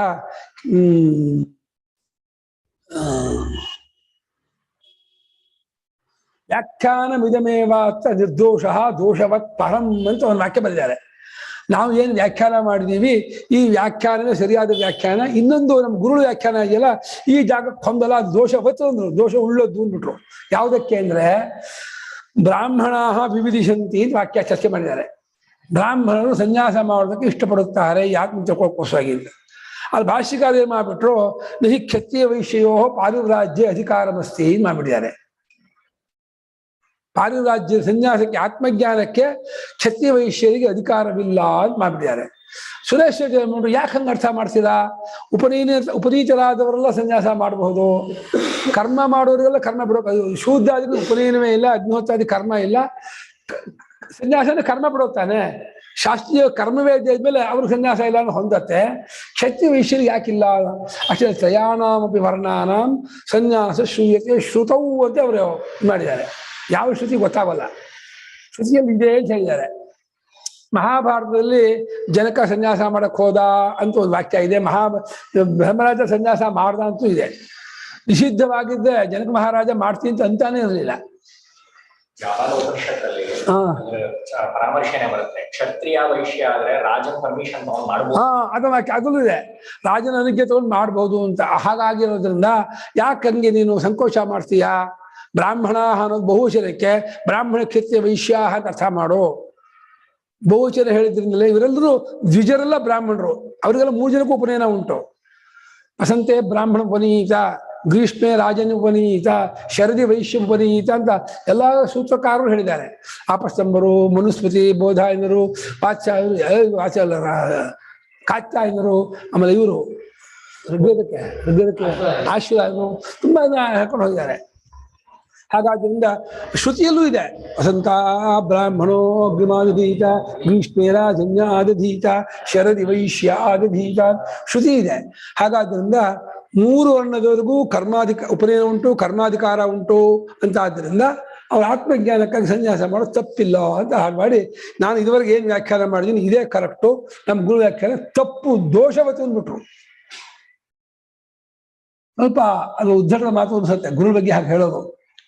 ಆದ್ರೂ ಅವ್ರಿಗೆ ಎಷ್ಟು ಪ್ರೇಮ ಗುರುಳ ಮೇಲೆ ಭಾಷೆ ವಾರ್ತೆಗೆ ಹೋದಾಗ ಗೊತ್ತಾಗುತ್ತೆ. ಅಪಾರವಾಗಿ ಕೊಂಡಾಡಿದ್ದಾರೆ. ಹೆಂಗ್ ಕೊಂಡಾಡಿದ್ದಾರೆ ಶಂಕರಾಚಾರ್ಯನ ಅಂತಂದ್ರೆ, ಅವರ ಒಂದು ಕುಡಿಗಣ್ಣಿನ ನೋಟ ನನ್ನ ಮೇಲೆ ಬಿದ್ದಿದ್ದರಿಂದ ನಾನು ಇಂಥ ದೊಡ್ಡ ಗ್ರಂಥ ಬರೆಯೋಕೆ ನನಗೆ ಅವಕಾಶ ಆಯ್ತು. ಕೊಂಡಾಡ್ಕೊಂಡು ಬರ್ಕೊಂಡಿದ್ದಾರೆ, ಭಾರಿ ಹೊಗಳಿದ್ದಾರೆ. ಹಾಗಾದ್ರಿಂದ ಆಚಾರ್ಯ ಮೇಲೆ ಗೌರವ ಇಲ್ಲ ಅಂತ ಅನ್ಕೋಬಾರ್ದು, ತುಂಬಾ ಗೌರವ ಉಳ್ಳವರೇ. ಒಟ್ಟು ಉಕ್ತ ಅನುಕ್ತ ದುರುಕ್ತಾನಾಂ ಚಿಂತಾ ಯತ್ರ ಪ್ರವರ್ತತೆ ತದ್ಗ್ರಂಥಂ ವಾರ್ತಿಕಂ ಪ್ರಾಹು ವಾರ್ತಿಕ ಜ್ಞಾಹ ಮನೀಷಿಣಃ ಅಂತ ಅರ್ಥ ಮಾಡೋದು. ಈಗ ಓದೋಣ, ವಾರ್ತಿಕಕ್ಕೆ ಬರೋಣ. ಪುಸ್ತಕ ಇದೆ ನಿಮ್ಮ ಹತ್ರ. ಮೊದಲನೇ ಮಂಗಳ ಶ್ಲೋಕ ಈ ರೀತಿ ಇದೆ: ಸ್ವಾವಿದ್ಯಾ ವಿಭವ ಪ್ರಸೂತ ವಿಪುಲ ದ್ವೈತ ಪ್ರಪಂಚಾಹಿತ ಸ್ಪಷ್ಟಭ್ರಾಂತಿ ತಿರೋಹಿತಾತ್ಮಮತಯಃ ಯಂಭಾಗಶೋ ಮನ್ವತೆ ನಿರ್ಭಾಗಂ ಸಕಲಾಭಿಧಾನ ಮನನ ವ್ಯಾಪಾರ ದೂರಸ್ಥಿತಂ ವಂದೇ ನಂದಿತ ವಿಶ್ವಮವ್ಯಯಮಜಂ ಭಕ್ತ್ಯಾ ತಮೇಕಂ ವಿಭುಂ ಸ್ವಾವಿದ್ಯಾ ವಿಭವ ಪ್ರಸೂತ ವಿಪುಲ ದ್ವೈತ ಪ್ರಪಂಚಾಹಿತ ಸ್ಪಷ್ಟ ಭ್ರಾಂತಿ ತಿರೋಹಿತಾತ್ಮಮತಯೋ ಯಂಭಾಗಶೋ ಮನ್ವತೆ ನಿರ್ಭಾಗಂ ಸಕಲಾಭಿಧಾನ ಮನನ ವ್ಯಾಪಾರ ದೂರಸ್ಥಿತಂ ವಂದೇ ನಂದಿತ ವಿಶ್ವಮವ್ಯಯಮಜಂ ಭಕ್ತ್ಯಾ ತಮೇಕಂ ವಿಭುಂ ಸ್ವಾವಿದ್ಯಾ ವಿಭವ ಪ್ರದಕ್ಷಿಣೆ ಮಾಡ್ರಪ್ಪ. ಸ್ವಾವಿದ್ಯಾ ವಿಭವ ಪ್ರಸೂತ ವಿಪುಲ ದ್ವೈತ ಪ್ರಪಂಚಾಹಿತ ಸ್ಪಷ್ಟ ಭ್ರಾಂತಿ ತಿರೋಹಿತಾತ್ಮಮತಯಃ. ಅಲ್ಲಿವರೆಗೂ ಒಂದೇ ಪದ. ಇದುವರೆಗೆ ಸ್ವ ಅವಿದ್ಯಾ ವಿಭವ ಪ್ರಸೂತ ವಿಪುಲ ದ್ವೈತ ಪ್ರಪಂಚ ಆಹಿತ ಸ್ಪಷ್ಟ ಭ್ರಾಂತಿ ತಿರೋಹಿತ ಆತ್ಮ ಮತಯ 13 ಪದಗಳನ್ನು ಸೇರಿಸಿಬಿಟ್ಟು ಒಂದು ಪದ ಮಾಡಿದ್ದಾರೆ. ಈಗ ಸಮಾಸ ಮಾಡಿದ್ದಾರೆ. 13 ಪದಗಳಿದೆ ಇದರೊಳಗೆ. ಮತಯ ಯಂ ಭಾಗಶಃ ಮನ್ವತೆ ಅಲ್ಲೇ ನಿರ್ಭಾಗಂ. ಸರಿ, ಅದು ಅರ್ಥ ಸ್ವಾಮಿ ಅರ್ಥ ಚೆನ್ನಾಗಿದೆ. ಅವರ ಅರ್ಥಕ್ಕೋಸ್ಕರ ಕೊಟ್ಟೆ. ಒಂದೇ ಶ್ಲೋಕ ಕೊಟ್ಟಿರೋದು, ಆಸಂಗಿಕ ಕೊಟ್ಟಿದ್ದಾರೆ. ಪರಿಪೂರ್ಣ ದರ್ಶನ ಅಂತ ಒಂದು ಸ್ವಾಮಿ ಕನ್ನಡ ಪುಸ್ತಕ, ಅದರ 15ನೇ ಪೇಜಲ್ಲಿ ಈ ಶ್ಲೋಕ ತಗೊಂಡು ಅರ್ಥ ಕೊಟ್ಟಿದ್ದಾರೆ. ಒಂದು ಶ್ಲೋಕ ಮಾತ್ರ. ನಾವು ಒಂದು ಕೆಲಸ ಮಾಡ್ಬೇಕಮ್ಮ. ಏನ್ ಕೆಲಸ ಮಾಡ್ಬೇಕು ಅಂತಂದ್ರೆ, ಸ್ವಾಮಿಗಳ ವೇದಾಂತ ವಿಚಾರ ಇತಿಹಾಸ ಅಂತ ಒಂದು ಪುಸ್ತಕ ಇದೆ. ಅದರಲ್ಲಿ ವಾರ್ತಿಕ ಪ್ರಸ್ಥಾನ ಪರೀಕ್ಷಾ ಅಂತ ಒಂದು ಚಾಪ್ಟರ್ ಇದೆ. ಆ ಚಾಪ್ಟರ್ ಅಲ್ಲಿ ಏನ್ ಮಾಡಿದ್ದಾರೆ, ಅನೇಕ ಮುಖ್ಯವಾದ ವಾರ್ತಿಕ ಶ್ಲೋಕಗಳಿಗೆ ಗುರುಗಳು ಅನುವಾದ ಮಾಡಿದ್ದಾರೆ. ಮುಂದೆ ನಂಬರು ಕೊಟ್ಟಿದ್ದಾರೆ. ಅದನ್ನು ಇಟ್ಕೊಂಡು, ಈ ವಾರ್ತಿಕ ಪುಸ್ತಕವನ್ನು ಇಟ್ಕೊಂಡು ಆ ಶ್ಲೋಕಕ್ಕೆ ವೇದಾಂತ ವಿ ಅಂದ್ರೆ ವೇದಾಂತ ವಿಚಾರ ಇತಿಹಾಸ ಪೇಜ್ ನಂಬರ್ ಅಲ್ಲಲ್ಲ, VVE page number 21, VVE page number 34, VVE ಎಲ್ಲೆಲ್ಲಿ ಗುರುಗಳು ಅದು ಕೊಟ್ಟಿದ್ದಾರೋ ರೆಫರ್ ಮಾಡಿಕೊಟ್ರೆ ಅವಾಗ ನಾವು ಶ್ಲೋಕಕ್ಕೆ ಸಂದೇಹ ಬಂದ್ರೆ ಗುರುಗಳು ಏನು ಅರ್ಥ ಮಾಡಿದ್ರೆ ಆ ಅರ್ಥ ಇಟ್ಕೊಳ್ಳೋದು ಬೆಸ್ಟು. ನಮ್ಗೆ ತಲೆನೋವಿಲ್ಲ. ಎಲ್ಲಿ ಗುರುಗಳ ಅರ್ಥ ಯಾವ ಶ್ಲೋಕ ತಗೊಂಡಿಲ್ವೋ ಅದಕ್ಕೆ ನಾವು ಬೇರೆ ವ್ಯಾಖ್ಯಾನವನ್ನು, ಇವರ ಕನ್ನಡ ಅನುವಾದವನ್ನು ಅಥವಾ ನಮ್ಮ ಬುದ್ಧಿಗೆ ಏನು ತೋಚತ್ತೋ ಅದನ್ನು ಅನುಸರಣೆ ಮಾಡಬೇಕು. ಅದು ಇದು ನನಗೆ ಈ ಕಡು ಕೃಷ್ಣ ಜೋಯಿಸರ ವ್ಯಾಖ್ಯಾನ ಅನುವಾದ ನನಗೆ ಪೂರ್ತಿ ಒಪ್ಪಿಗೆ ಆಗಿಲ್ಲ. ಬಹಳಷ್ಟು ಕಡೆ ಒಪ್ಪಿಗೆ ಆಗಿಲ್ಲ. ಆದರೂ ಕೆಲವು ಕಡೆ ಚೆನ್ನಾಗಿ ಮಾಡಿ, ಮೀಮಾಂಸಾ ಜಾಗ ಬಂದಿದೆಯಲ್ಲ ಆ ಜಾಗ ತುಂಬ ಚೆನ್ನಾಗಿ ಮಾಡಿದ್ದಾರೆ. ಮೀಮಾಂಸಾ ಭಾಗ ನಮಗೆ ಅರ್ಥವೇ ಆಗೋದಿಲ್ಲ. ಅವರು ಮೀಮಾಂಸವನ್ನು ಅಧ್ಯಯನ ಮಾಡಿ, ನಾವು ಮೀಮಾಂಸೆ ಓದೇ ಇಲ್ಲ. ಅವ್ರು ಮೀಮಾಂಸೆ ಓದಿ ಬಹಳಷ್ಟು ಜಾಗದಲ್ಲಿ ಆ ಟಿಪ್ಪಣಿ ಕೊಟ್ಟು ತುಂಬ ಚೆನ್ನಾಗಿ ಬಿಡಿಸಿದ್ದಾರೆ. ನಾನು ನೋಡಿದೆ. ಅಂಥದ್ದು ಅವ್ರನ್ನ ಉಪಯೋಗಿಸ್ಕೊಳ್ಳಲ್ಲ. ಆದರೆ ಸೈದ್ಧಾಂತಿಕ ಜಾಗದಲ್ಲಿ ತಮ್ಮದೇ ಆದಂಥ ಮೂಲಾವಿದ್ಯೆ ಬೆಳೆಸೋದು, ಬೇರೆ ಬೇರೆ ಆ ಲೈವಿಕ್ಷೇಪ ಅವಿದ್ಯೆ ತಗೊಂಡ್ಬರೋದು, ವಾಸನಾಕ್ಷಯ ತಗೊಂಡ್ಬರೋದು, ಏನೇನೋ ಮಾಡಿದ್ದಾರೆ. ಸ್ವಾಮಿಗಳ ಹತ್ರನೇ ಇದ್ರು. ಸ್ವಾಮಿ ಪಂಡಿತರಾಗಿ ಇಟ್ಕೊಂಡಿದ್ರು ಕಾರ್ಯಾಲಯದಲ್ಲಿ. ಸ್ವಾಮಿಗಳು ಗ್ರಂಥ ನಾನೇ ಪಾಠ ಹೇಳ್ತಾ ಇದು ಮಾಡ್ತಾ ಕೂತ್ಕೊಂಡ್ರೆ ಗ್ರಂಥ ಬರೆಯೋಕ್ಕಾಗಲ್ಲ ಅಂತ ಹೇಳ್ಬಿಟ್ಟು ಅವ್ರಿಗೆ ಸಂಬಳ ಕೊಟ್ಟು ಪಂಡಿತರನ್ನಾಗಿ ಆಶ್ರಮದಲ್ಲಿ ಇಟ್ಕೊಂಡಿದ್ರು ಕಾರ್ಯಾಲಯದಲ್ಲಿ. ಸ್ವಾಮಿ ಜೊತೆಲಿ ಇರುವವರೆಗೂ ಬಾಲ ಬಿಚ್ಚಿರ್ಲಿಲ್ಲ ಅವರು ಮೂಲಾವಿದ್ಯಾ ಬಗ್ಗೆ. ಸ್ವಾಮಿಗಳು ಹೇಳ್ತಾನೆ ಇದ್ರು, ಈಗ ಅವೆಲ್ಲ ಹೂ ಅಂತಿದ್ರು ಅವರು. ಅಲ್ಲಿ ಯಾವ ಸ್ವಾಮಿಗೆ ಸ್ವಾಮಿಗಳು ಮುಕ್ತರಾದ ಮೇಲೆ ಅವರು ಈ ವಾರ್ತಿಕಕ್ಕೆ ಅನುವಾದ ಮಾಡುವಾಗ ಆ ಪೀಠಿಕೆ ತುಂಬಾ ವಿಮರ್ಶೆ ಮಾಡಿದ್ದಾರೆ ಸ್ವಾಮಿಗಳನ್ನ. ಆ ಪೀಠಿಕೆಯಲ್ಲಿ 54 ಪೇಜ್ ಇದೆಲ್ಲ ಅಲ್ಲಿ ಆಧುನಿಕ ವಿಮರ್ಶಕರು ಒಂದು ಸ್ವಾಮಿಗಳ ಹೆಸರು ಕೊಟ್ಟಿದ್ದಾರೆ. ಆಧುನಿಕ ವಿಮರ್ಶಕರಾಗಿರ್ತಕ್ಕ ಸ್ವಾಮಿ ಹೆಸರನ್ನು ಹಾಕಿಲ್ಲ ಅವರು. ಆಧುನಿಕ ವಿಮರ್ಶಕರು ಮೂಲಾವಿದ್ಯೆ ಇಲ್ಲ ಅಂತ ಹೇಳ್ತಾರೆ, ಮೂಲಾವಿದ್ಯೆ ಭಾಷ್ಯವಾರ್ತಿಕ ವಿರುದ್ಧ ಅಂತ ಹೇಳ್ತಾರೆ, ಭಾಷ್ಯವಾರ್ತಿಕ ಇದೇ ತೋರಿಸ್ತೀನಿ ಅಂತ ಹೇಳ್ಬಿಟ್ಟು ಅವರು ತೋರ್ಸಕ್ ಹೋಗಿದ್ದಾರೆ. ಎಲ್ಲ ತೊಳಸಂಬಳಸಿ ಆಗಿದೆ. ಅದು ಯಾವುದು ಅವ್ರು ಹೇಳೋ ಅರ್ಥವಿಲ್ಲದೇನೆ ಅರ್ಥ ಮಾಡಬಹುದು. ಅವ್ರು ಹೇಳೋ ಅರ್ಥ ಮಾಡಬೇಕು ಅಂತ ಏನಿಲ್ಲ. ಹಾಗಾಗಿ ಅದು ನಮ್ಮ ಸ್ವಾಮಿಗಳು ಇದ್ದಾಗಲೂ ಅವಿದ್ಯಾ ಪ್ರಸತೆ ಮೌಲಿ ಅಂತ ಒಂದು ವಾಕ್ಯ ಇದೆ. ಇದು ಮೂಲವಾದ ಅವಿದ್ಯೆಯೇ ಈ ರೀತಿ ಹರಡಿಕೊಂಡಿದೆ ಅಂತ. ಅದಕ್ಕೆ ಮೂಲ ಅವಿದ್ಯೆ ಅಂತ ಅರ್ಥ ಮಾಡ್ತಾರೆ ಅವರು. ಸ್ವಾಮಿ ಹೌದು, ಎಲ್ಲ ಅನರ್ಥಕ್ಕೂ ಅವಿದ್ಯೆಯೇ ಮೂಲ ಅಂತ ಶಂಕರಾಚಾರ್ಯ ಬಿಡ್ತಾರೆ. ಅನರ್ಥ ಹೇತು ಪ್ರಹಾಣಾಯ, ಅನರ್ಥ ಹೇತು ಅಂತ. ಅನರ್ಥಕ್ಕೆ ಕಾರಣ ಅವಿದ್ಯೆ, ಅವಿದ್ಯೆ ಮೂಲವಾದ ಅನರ್ಥ ಅಂತ ಈ ರೀತಿ ಹೇಳಿದ್ದಾರೆ. ಅದು ಮೂಲಾವಿದ್ಯಾ ಅನ್ನೋ ಪಾರಿಭಾಷಿಕವಾಗಿ ಬಳಸ್ತಾರಲ್ಲ ಇವರು ವ್ಯಾಖ್ಯಾನಕಾರರು. ಅದು ಯಾವ ರೀತಿ ಅರ್ಥಾರೆ ಅವರು? ಮೂಲಾವಿದ್ಯಾ ಶಬ್ದಕ್ಕೆ ಅರ್ಥ ಏನೋ? ಸತ್ತು ಅಲ್ಲದೆ, ಜ್ಞಾಪ ಇಟ್ಕೊಳ್ಳಿ, ಸತ್ತಲ್ಲ. ಯಾವುದಂತೆ ಸತ್ತಲ್ಲ? ಘಟಪಟ ಆಗಿರುವಂತೆ ಸತ್ತಲ್ಲ, ಮರದ ಕೊಂಬಿನಂತೆ ಅಸತ್ತಲ್ಲ, ಮತ್ತೆ ಸರಸದ್ ವಿಲಕ್ಷಣವಾದ ಅನಿರ್ವಚನೀಯ. ಇಡೀ ಪ್ರಸ್ಥಾನ ಭಾಷೆಯಲ್ಲಿ ಶಂಕರಾಚಾರ್ಯರು ಅವಿದ್ಯೆಗೆ ಅನಿರ್ವಚನೀಯ ಅನ್ನೋ ಪದ ಬಳಸಿಲ್ಲ. ನಾಮರೂಪಕ್ಕೆ ಅನಿರ್ವಚನೀಯ ಬಳಸಿದ್ದಾರೆ. ಬ್ರಹ್ಮಕ್ಕೂ ಅನಿರ್ವಚನೀಯ ಪದ ಹಾಕಿಲ್ಲ. ಇವರು ಬ್ರಹ್ಮಕ್ಕೂ ಹಾಕ್ತಾರೆ, ಅವಿದ್ಯೆಗೂ ಹಾಕ್ತಾರೆ. ಅನಿರ್ವಚನೀಯವಾದ, ಜಡಾತ್ಮಕವಾದ, ಭಾವರೂಪವಾದ, ಆವರಣಾತ್ಮಕವಾದ ಒಂದು ಅವಿದ್ಯೆ ಅಂತ ಹೇಳ್ತಾರೆ. ಭಾವರೂಪ, ಜಡಾತ್ಮಕ ಅಂತ ಹೇಳ್ತಾರೆ. ಈ ಡೆಫಿನೇಷನ್ ಲಕ್ಷಣ ಪ್ರಸ್ಥಾನದ ಭಾಷೆಯಲ್ಲಿ ಬತ್ತಿ ಹಿಡ್ಕೊಂಡು ದೀಪದ ಬತ್ತಿ ಹಿಡ್ಕೊಂಡು ಪ್ರಸ್ಥಾನದ ಭಾಷೆ ಹುಡುಗಿ ಸಿಗಲ್ಲ ಸ್ವಾಮಿಗಳು. ಹಗಲ ಹೊತ್ತಲ್ಲಿ ಬತ್ತಿ ಹಿಡ್ಕೊಳ್ಳಿದ್ರು. ಹಗಲ ಹೊತ್ತಿನ ಬೆಳಕಲ್ಲಿ ನಿಮ್ಗೆ ಸಾಕಾಗಲ್ಲ ಅನ್ಸಿದ್ರೆ ಒಂದು ಬತ್ತಿ ಇಟ್ಕೊಳ್ಳಿ. ಹಗಲ ಬತ್ತಿ ಹಿಡ್ಕೊಂಡ್ರು ಕೂಡ ನಿಮ್ಗೆ ಆಗಲ್ಲ ಅಂತ ಸ್ವಾಮಿ ಹಾಸ್ಯ ಮಾಡಿದ್ದಾರೆ. ಪ್ರಸ್ಥಾನದ ಭಾಷೆಯಲ್ಲಿ ಮೂಲಾವಿದ್ಯಾನ ಪದ ಮೊದಲನೇ ಕೊಡಿ. ಎರಡನೇದಾಗಿ ನೀವು ಹೇಳುವ ಅರ್ಥದಲ್ಲಿ ಅವಿದ್ಯೆಯನ್ನು ವರ್ಣನೆ ಮಾಡಿ ತೋರಿಸಿ. ಅವರೇನ್ ಮಾಡಿದ್ದಾರೆ, ಅವ್ಯಾಕೃತ ಅವ್ಯಕ್ತ ನಾವು ಹೇಳ್ತೀವಲ್ಲ ಅದನ್ನೇ ಮೂಲಾವಿದ್ಯಾ ಅಂತ ಹೇಳ್ತಾರೆ ಸ್ವಾಮಿಗಳು. ಅಷ್ಟಕ್ಕೆ ನೀವು ಮೂಲಾವಿದ್ಯೆ ಸೇರಿಸಿಕೊಟ್ರೆ ಓಮಿತಿ ಬ್ರೂಮ ಅಂತ ಹೇಳಿದ್ದಾರೆ, ಒಪ್ಕೊಳ್ತೀವಿ ಅಂತ ಹೇಳಿದ್ದಾರೆ, ನಂಗೆ ವಿರೋಧ ಇಲ್ಲ ಅಂತಾರೆ. ಆದರೆ ಆ ಅವ್ಯಾಕೃತ ಅವ್ಯಕ್ತ ಅವಿದ್ಯಾ ಕಲ್ಪಿತ ಅಂತ ಒಪ್ಕೋಬೇಕು, ಅದು ಅಧ್ಯಸ್ಥ ಅಂತ ಒಪ್ಕೋಬೇಕು ಅಂತ. ಅವ್ರು ಒಪ್ಕೊಳ್ಳಲ್ಲ. ಅವ್ರೇನಂತಾರೆ ಅಧ್ಯಾಸಕ್ಕೆ ಕಾರಣ ಅಂತ ಹೇಳ್ತಾರೆ. ಸದ್ಯಕ್ಕೆ ಅವ್ಯಾಕೃತ ಅವ್ಯಕ್ತ ಜಗತ್ತಿನ ಬೀಜಾವಸ್ಥೆ ಏನು ಹೇಳ್ತಾರೆ ಅಷ್ಟಕ್ಕೆ ಮೂಲಾವಿದ್ಯಾ ನಾಮಕರಣ ಮಾಡಿದರೆ ನಂಗೇನು ದ್ವೇಷ ಇಲ್ಲ, ನಂಗೇನು ವಿರೋಧ ಇಲ್ಲ ಅಂತ ಹೇಳಿದ್ದಾರೆ. ಆದರೆ ಅದು ಅಧ್ಯಾಸಕ್ಕೆ ಕಾರಣ, ಅದು ಅವಿದ್ಯಾ ಕಲ್ಪಿತ ಅಲ್ಲ ಅಂದ್ರೆ ನಾನು ಒಪ್ಪೋದಿಲ್ಲ. ಯಾಕಂದ್ರೆ ಶಂಕರಾಚಾರ್ಯರು ವ್ಯಾಕೃತ ಎರಡೂ ಅವಿದ್ಯಾ ವಿಷಯ ಅಂತ ಹೇಳಿದ್ದಾರೆ. ಇಲ್ಲಿ ಪ್ರಕೃತಿಗೆ ಬರೋಣ. ಇವಾಗ ಶ್ಲೋಕಾರ್ಥ ನೋಡೋಣ. ಸ್ವ ಅವಿದ್ಯಾ ಇಷ್ಟು ಆತ್ಮಮತ 13 ಪದ ಸೇರಿ ಒಂದರ್ಥ. ಇಲ್ಲಿ ಸ್ವ ಅಂದ್ರೆ ತನ್ನ ಅಂತ ಅರ್ಥ. ತನ್ನ ಅಂದ್ರೆ ಪದಚ್ಛೇದ ಪೂರ್ತಿ ಮುಡಿಸಿದ್ದಾರೆ. ಆಗಿಲ್ಲ? ಮಾಡು. ಎಂ ಭಾಗಶಃ ಮನ್ವತೆ. ಸೊ ಜೋರ ಹೇಳು, ಕೇಳಿಸ್ತಾ ಇದೆಯಾ ಪದಚ್ಛೇದ? ಹಾ. ನಿರ್ಭಾಗಂ ಸಕಲಾವಿಧಾನ ಮನನ ವ್ಯಾಪಾರ ದೂರ ಸ್ಥಿತಂ ಕನ್ನಡ ಕೊಡಿ. ಒಂದೇ ನಂದಿತ ವಿಶ್ವಂ ಅವ್ಯಯಂ ಅಜಂ ಭಕ್ತ್ಯಾ ತಂ ಏಕಂ ವಿಭುಂ. ಸ್ವ ಅಂದ್ರೆ ತನ್ನ, ಅವಿದ್ಯಾ ಅಂದ್ರೆ ತಪ್ಪು ತಿಳುವಳಿಕೆ. ತನ್ನ ತಪ್ಪುವಿಕೆ ಅರ್ಥ ಏನು? ಎರಡು ಅರ್ಥ ಮಾಡ್ಬೋದು. ತನ್ನ ಬಗ್ಗೆ ಇರೋ ತಪ್ಪುವಿಕೆ, ತಾನು ಮಾಡಿಕೊಂಡ ತಪ್ಪುವಿಕೆ. ಮಾಡಿಕೊಂಡ ಅಂದ್ರೆ ಇದಲ್ಲ, ಏನು ಒಂದು ಕಾಲದೇಶ ಮಾಡ್ಕೊಂಡೋದಲ್ಲ, ತಾನು ತನ್ನ ಬಗ್ಗೆ ವಿಚಾರ ಮಾಡ್ದೇನೆ ಇಟ್ಕೊಂಡ ಅಂತ ಅರ್ಥ. ಇದು ಆತ್ಮನ ಬಗ್ಗೆ ಇರುವ ಅವಿದ್ಯೆಯನ್ನು ಅರ್ಥ ಮಾಡಬೇಕು. ಸ್ವ ಅವಿದ್ಯಾ ಅಂದ್ರೆ ಸ್ವಸ್ಯ ಆತ್ಮನಃ ವಿಷಯ ಯಾ ಅವಿದ್ಯಾ ವರ್ತದೆ ಸ್ವಾವಿದ್ಯಾ. ಆತ್ಮನ ಬಗ್ಗೆ ಇರ್ತಕ್ಕಂತಹ ವಿದ್ಯೆ ಇದೆಯಲ್ಲ ಅದು ಸ್ವಾವಿದ್ಯಾ. ಅದರ ವಿಭವ ಅಂದ್ರೇನು? ವಿಭವ ಮಹಿಮೆ, ಅದರ ವಿಭೂತಿ, ಅದರ ಹೆಚ್ಚುಗಾರಿಕೆ ಅಂತ ಅದರ ವಿಶೇಷತೆ. ಆ ಅವಿದ್ಯೆಯ ಒಂದು ವಿಭವತೆಯಿಂದ ವೈಭವ್ಯದಿಂದ ಪ್ರಸೂತ ಅಂದ್ರೆ ಉಂಟಾದ. ಅವಿದ್ಯೆಗೆ ಒಂದು ಶಕ್ತಿ ಇದೆ. ಏನ್ ಶಕ್ತಿ ಇದೆ ಗೊತ್ತಾ? ಇಲ್ಲದೇ ಇರೋ ಪ್ರಪಂಚವನ್ನು ಉಂಟು ಮಾಡುತ್ತೆ. ಅದೇ ಅದರ ವೈಭವ. ಅವಿದ್ಯೆ ವೈಭವ ಅಂದ್ರೆ ಅಲ್ಲಿ ಹಾವಿಲ್ಲ, ಹಾವನ್ನು ಮಾಡ್ಬಿಡುತ್ತೆ. ಹಗ್ಗ ಇರೋದು ಅವಿದ್ಯಾ ವಿಭೂತಿ ಮಹಿಮೆ ಏನ್ ಹೇಳೋಣ? ಇರೋ ಹಗ್ಗವನ್ನು ಹಾವು ಮಾಡ್ಬಿಡುತ್ತೆ, ಇರೋ ಕಪ್ಪೆ ಚಿಪ್ಪನ್ ಬೆಳ್ಳಿ ಮಾಡ್ಬಿಡುತ್ತೆ, ಇರೋ ಪರಮಾತ್ಮನ ಪ್ರಪಂಚ ಮಾಡ್ಬಿಡುತ್ತೆ. ಅದನ್ನೇ ಅವಿದ್ಯೆಯ ವಿಭವ ಅಂತ ಹೇಳ್ತಾ ಇದ್ದಾರೆ. ವಿಭವ ಅಂದ್ರೆ ವೈಭವ, ವಿಭೂತಿ, ಮಹಿಮೆ, ಅದರ ಒಂದು ಹೆಚ್ಚುಗಾರಿಕೆ. ಅದರಿಂದ ಪ್ರಸೂತ ಅಂದ್ರೆ ಏನೋ ಹುಟ್ಟಿದ್ದಾದ ಅಂತ ಅರ್ಥ. ಪ್ರಸೂತ ಅಂದ್ರೆ ಹುಟ್ಟಿದ್ದಾದ. ಹುಟ್ಟಿದ್ದಾಗ ವಿಪುಲ ಅಂದ್ರೇನೋ ವಿಸ್ತಾರವಾದ, ವೈಪುಲ್ಯಾತ್ಮಕ.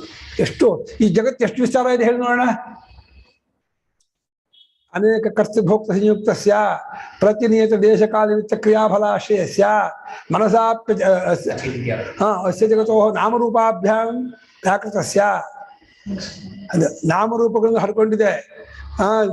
ದೇಶಕಾಲನಿಮಿತ್ತ ಕ್ರಿಯಾಫಲಾಶ್ರಯವಾಗಿದೆ. ಸಮಸ್ತ 14 ಲೋಕಗಳು ಇದರೊಳಗಿದೆ. ಕಾಲ ದೇಶವಲ್ಲಾಗಿದೆ. ಸಮಸ್ತ ನಾಮರೂಪವು ಇದರಲ್ಲಿದೆ. ಇದೇ ಇದರ ವೈಪುಲ್ಯಾತ್ಮಿಕ. ವಿಪುಲ ಅಂದ್ರೇನೋ ವಿಸ್ತಾರವಾದ, ವ್ಯಾಪಕವಾಗಿರ್ತಕ್ಕಂತಹ ದ್ವೈತ ಪ್ರಪಂಚ, ಬಿಡಿಬಿಡಿಯಾಗಿರುವ ಪ್ರಪಂಚ. ದ್ವೈತ ರೂಪಂ ಪ್ರಪಂಚ, ದ್ವೈತ ಪ್ರಪಂಚ, ದ್ವೈತ ರೂಪವಾದ ಪ್ರಪಂಚ, ಬಿಡಿಬಿಡಿಯಾಗಿರುವ ಪ್ರಪಂಚ. ಇದು ಭೂಮಿ, ಅದು ನೀರು, ಅದು ತೇಜಸ್ಸು, ಅದು ವಾಯು, ಅದು ಆಕಾಶ, ಇದು ಗಿಡಮರ ಬಳ್ಳಿ, ಇದು ಪಶು ಪಕ್ಷಿ ಪ್ರಾಣಿ, ಗಿಡ ಜನರು ಅಂತ ದ್ವೈತ ಪ್ರಪಂಚ. ಇದನ್ನು ಆಹಿತಾನೆ ಮುಂದುವಡ್ಡಿದ್ದಾದ. ಇದನ್ನು ಮುಂದುವಡ್ಡಿದೆ ನಮ್ಮ ಮುಂದೆ. ಆಹಿತಾನೆ ತಂದು ಕೊಟ್ಟ, ಅದು ಮುಂದುವಡ್ಡಿದ್ದಾದ. ಮುಂದುವಡ್ಡಿದ್ಯಾವುದೋ ಭ್ರಾಂತಿ. ಆ ಭ್ರಾಂತಿ ಎಂಥದ್ದು? ಸ್ಪಷ್ಟ ಭ್ರಾಂತಿ. ಅದೇ ಬರೀ ಭ್ರಾಂತಿ ಇಲ್ಲ, ಆಹಿತ ಸ್ಪಷ್ಟ ಭ್ರಾಂತಿ ಅಂದ್ರು. ಅದು ಕಾಣ್ತಾ ಇರೋದನ್ನ ತಾನು ಅಂದ್ಕೊಬಿಟ್ಟ ಅಂದ್ರೆ ಪುಸ್ತಕ ನಾನು ಹಾಕ್ತೀನಿ ಅಂದ್ರೆ, ಕಾಣ್ತಾ ಇರೋ ಪುಸ್ತಕ ನಾನು ಹಾಕ್ತೀನ? ಕಾಣ್ತಾ ಇರೋ ಗೋಡೆ ನಾನು ಹಾಕ್ತೀನ? ದೇಹೇಂದ್ರಿಯ ಮನೋಬುದ್ಧಿ ಕಾಣ್ತಾ ಇದೆ, ನಾನು ಅಂದ್ಕೊಂಡ್ಬಿಟ್ಟ. ಇಂಥ ವಿವೇಕ ನೋಡಿ. ಅಷ್ಟೇ ಅಲ್ಲ, ಈ ಜಗತ್ತೆಲ್ಲವೂ ನಿನ್ನಲ್ಲಿ ಕಲ್ಪಿತವಾಗಿದೆ, ನಿನ್ನ ಬಿಟ್ಟೇ ಇಲ್ಲ, ನನಗಿಂತ ಬೇರೆ ಅಂದ್ಕೊಂಡ್ಬಿಟ್ಟ. ಕಾಣ್ತಾ ಇದೆ ಭ್ರಾಂತಿ. ಭ್ರಾಂತಿ ಗೊತ್ತಾಗ್ತಿದ್ರು ಭ್ರಾಂತಿ ಪಟ್ಕೊಳ್ತಾ ಇದೀವಿ ಅಂದ್ರೆ ಇದೆಂಥ ವಿವೇಕ ವಿಷಯ ಮಾಡಿ. ಇವಾಗ ಹಗ್ಗದ ಹಾವಿನಲ್ಲಿ ಭ್ರಾಂತಿ ಗೊತ್ತಿರಲ್ಲ, ಭ್ರಾಂತಿ ಗೊತ್ತಾದ್ರೆ ಆ ಹಾವಿರಲ್ಲ. ಇಲ್ಲಿ ಭ್ರಾಂತಿ ಕಂಡ್ರಪ್ಪ ಅಂತ ತಿಳಿಸ್ಕೊಟ್ಮೇಲೆ ಭ್ರಾಂತಿ ಹೋಗ್ತಾ ಇಲ್ಲ. ಏನ್ ತಿಳಿಸ್ಕೊಟ್ಟು ಯುಕ್ತಿ ಕೊಟ್ಟು ತೋರಿಸ್ಕೊಡ್ತಾ ಇದ್ದಾರೆ. ಏನು ಕಂಡದ್ದು ಕಾಣಿಸಿಕೊಂಡದ್ದು ಕಾಣುವಾತನಾಗುವುದಿಲ್ಲ. ಸಬ್ಜೆಕ್ಟು ಆಬ್ಜೆಕ್ಟು ಬೇರೆ ಬೇರೆನೆ. ಸಬ್ಜೆಕ್ಟ್ ಆಬ್ಜೆಕ್ಟ್ ಆಗಲ್ಲ, ಆಬ್ಜೆಕ್ಟ್ ಸಬ್ಜೆಕ್ಟ್ ಆಗಲ್ಲ ಅಂತ ಈ ರೂಲ್ಸ್ ಇದ್ರು, ಈ ನಿಯಮ ಇದ್ದು, ಇದನ್ನು ಒಪ್ಕೊಂಡಿದ್ರು ಕೂಡ ಬ್ಲೈಂಡ್ ಆಗಿ ದೇಹಂಜಮನ ಬುದ್ಧಿ ನಾನೇ ದೇಹಂಜಮನ ಬುದ್ಧಿ ಕೊಟ್ಟ. ಗೊತ್ತಾಗತ್ತೆ ಅಂತ ನನ್ನ ದೇಹ ಕಪ್ಪಗಿದೆ, ಬೆಳ್ಳಿಗಿದೆ, ದಪ್ಪಗಿದೆ, ಗಂಡಾಗಿದೆ, ಹೆಣ್ಣಾಗಿದೆ, ಇಂದ್ರಿಯ ಗೊತ್ತಾಗುತ್ತೆ, ಮನಸ್ಸು ಗೊತ್ತಾಗುತ್ತೆ, ಬುದ್ಧಿ ಗೊತ್ತಾಗುತ್ತೆ, ಎಲ್ಲ ಗೊತ್ತಾಗ್ತದೆ. ಮತ್ತೆ ಗೊತ್ತಾಗಿಸ್ಕೊಂಡ್ಮೇಲೆ ಅದ್ಯಾಕೆ ನೀನಾಗ್ತೀಯಾ? ನೀನು ಚೇತನವೋ ನೀನು ಅಚೇತನವೋ? ಇದು ಅಚೇತನ. ಕುರ್ಚಿ ಅಚೇತನ ತಾನೆ. ಈ ದೇಹವೇ ಚೇತನವಾಗಿದ್ದರೆ ಮಲಗಿದ್ದಾಗೂ ಅರಿಬೇಕಾಯ್ತು, ಮುಟ್ಟಿದ್ರೆ ಗೊತ್ತಾಗಬೇಕಾಯ್ತು ಅಲ್ವಾ? ಹಾಗೆ ಇದು ಸ್ಪಷ್ಟ ಭ್ರಾಂತಿ ಅಂದ್ರೇನು? ಕ್ರಿಸ್ಟಲ್ ಕ್ಲಿಯರ್, ಸ್ಪಷ್ಟವಾಗಿ ಗೊತ್ತಾಗುತ್ತೆ ಭ್ರಾಂತಿ ಅನ್ನೋದು. ಸ್ಪಷ್ಟ ಶಬ್ದಕ್ಕೆ ಬುದ್ಧಿಗೂ ಸ್ಪಷ್ಟ, ಅರಿವಿಗೂ ತಿಳ್ಕೊಳ್ಳೋಕ್ಕೂ ಗೊತ್ತಾಗುತ್ತೆ ಸ್ಪಷ್ಟ. ಅಮ್ಮ ಇಲ್ಲೇ ಬರ್ರಿ, ಇವಾಗ ಇದನ್ನ ನೋಡ್ಕೊಬಂದ್ ನೀವು. ಅಲ್ಲ, ಸ್ಪಷ್ಟ ಶಬ್ದ ಕರ್ಸ ಅವ ಹೇಗ್ ಮಾಡ್ಕೋಬೇಕು ಅಂದ್ರೆ ವಿಚಾರ ಮಾಡಿದ್ರೆ ಕ್ಲಿಯರ್ ಆಗತ್ತೆ ಅಂತ. ಸ್ಪಷ್ಟ ಮುಂಚಿನ ಸ್ಪಷ್ಟವಾಗಿರಲ್ಲ, ಇದು ವಿಚಾರ ಮಾಡ್ತಾ ಹೌದು ಕಾಣಿಸಿಕೊಂಡದ್ದು ಕಾಣುವಾತನಾಗುವುದಿಲ್ಲ. ಈ ರೂಲ್ಸ್ ಇದೆ, ಈ ನಿಯಮ ಇದೆಯಲ್ಲ, ಇದಕ್ಕೆ ತಿದ್ದುಪಡಿ ಇಲ್ಲ. ಈ ಫ್ಲಾಸ್ಕ್ ತಿಪ್ಪಲಾಗ ಹೊಡೆದು ನಾನಾಗಲ್ಲ. ಯಾಕೆ? ಅದು ಕಾಣ್ಕೊಂಡದ್ದು ನಾನು ಕಾಣುವಾತನು. ಹಾಗೆ ದೇಹ, ಇಂದ್ರಿಯ, ಮನಸ್ಸು, ಬುದ್ಧಿ ಗೊತ್ತಾಗ್ತಾ ಇದೆ, ಅದು ನಾನೇ ಅಂತೀನಿ. ಇವುಗಳೇ ನಾನೇ ಅಂತೀನಿ. ಅಷ್ಟೇ ಈ ಪ್ರಪಂಚವೂ ಕೂಡ ನನ್ನಲ್ಲೇ ಕಲ್ಪಿತವಾಗಿರೋ, ನಿಜವಾಗಿ ಇಲ್ವೇ ಇಲ್ಲ. ಇದ್ದದ್ದಕ್ಕೆ ಲಕ್ಷಣ ಏನೋ, ಇದ್ದದ್ದು ಯಾವಾಗಲೂ ಇರಬೇಕು, ಹೋಗ್ಬಾರ್ದು. ಹೋಗಿ ಬಂದು ಮಾಡುತ್ತೆ ಅಂದ್ರೆ ಬಂದಾಗಲೂ ಅದು ಇಲ್ಲ ಅನ್ಬೇಕು. ಸ್ವಪ್ನ ಎಚ್ಚರ ಇದಾಗಿರಲ್ಲ, ಮತ್ತೆ ಎಚ್ಚರ ಬಂದಾಗಲೂ ಇರಲ್ಲ. ಸ್ವಪ್ನ ಕಾಲದಲ್ಲೂ ಅದು ತೋರಿಕೆ ಅಂತ ಅನ್ಕೋಬೇಕೇ ಹೊರತು ಸತ್ಯ ಅನ್ಕೋಬಾರ್ದು. ಆಗ ನಾವು ಸ್ವಪ್ನಕ್ಕೆ ಒಪ್ಕೊಳ್ತೀವಿ, ಎಚ್ಚರಕ್ಕೆ ಮಾತ್ರ ಅದೇ ಎಚ್ಚರಕ್ಕೆ ಬರ್ತಾ ಇದೀವಿ. ಎಲ್ಲ ಎಚ್ಚರ ಒಂದೇ, ಎಲ್ಲರೂ ಎಚ್ಚರದಿದ್ದಾರೆ, ನಿಭಾಯಿಸಿ ಬರ್ತಾ ಇದೀವಿ. ಪ್ರಪಂಚವೂ ಅಷ್ಟೇ. ನನ್ನನ್ನು ಇಲ್ಲಿವರೆಗೆ ನಾನು ಇನ್ನು ಮುಂದೆ ಪ್ರಪಂಚ ಬೈಫರ್ಕೇಶನ್ ಮಾಡೋಕ್ಕಾಗಲ್ಲ. ನನ್ನ ಅನುಭವದಲ್ಲೇ ಪ್ರಪಂಚ ಅನ್ನೋದು ಒಂದು ಗುಳ್ಳೆತ್ ಹೇಳ್ತಾ ಇರೋದು. ಆ ಪ್ರಪಂಚ ಅಸ್ತಿತ್ವ ಕೊಟ್ಟವನೇ ನಾನು. ನನ್ನ ಮನಸ್ಸಿನ ವೃತ್ತಿ ಬಿಟ್ಟು ಪ್ರಪಂಚ ಇಲ್ವೇ ಇಲ್ಲ, ನನ್ನನ್ನು ಬಿಟ್ಟು ಮನಸ್ಸಿಲ್ಲ. ಹಾಗಾಗಿ ಇಷ್ಟು ಕ್ಲಿಯರ್ ಆಗಿದ್ರು ಕೂಡ ಸತ್ಯವಾಗಿದೆ ಪ್ರಪಂಚ, ಬೇರೆಯಾಗಿದೆ ಪ್ರಪಂಚ, ಇಲ್ಲಿ ಅನುಕೂಲ ಆಯ್ತಾ ಇದೆ, ಈ ರೀತಿ ಒಂದು ಭ್ರಾಂತಿ ಉಂಟಾಗಿದೆ. ಇದು ವಿಚಾರ ಮಾಡಿದ್ರೆ ಸ್ಪಷ್ಟವಾಗೋದು ಅಂತ ಅರ್ಥ, ಬರ್ತಾಗ ಸ್ಪಷ್ಟವಾಗಿದೆ ಅಂತ ಅರ್ಥ ಅಲ್ಲ.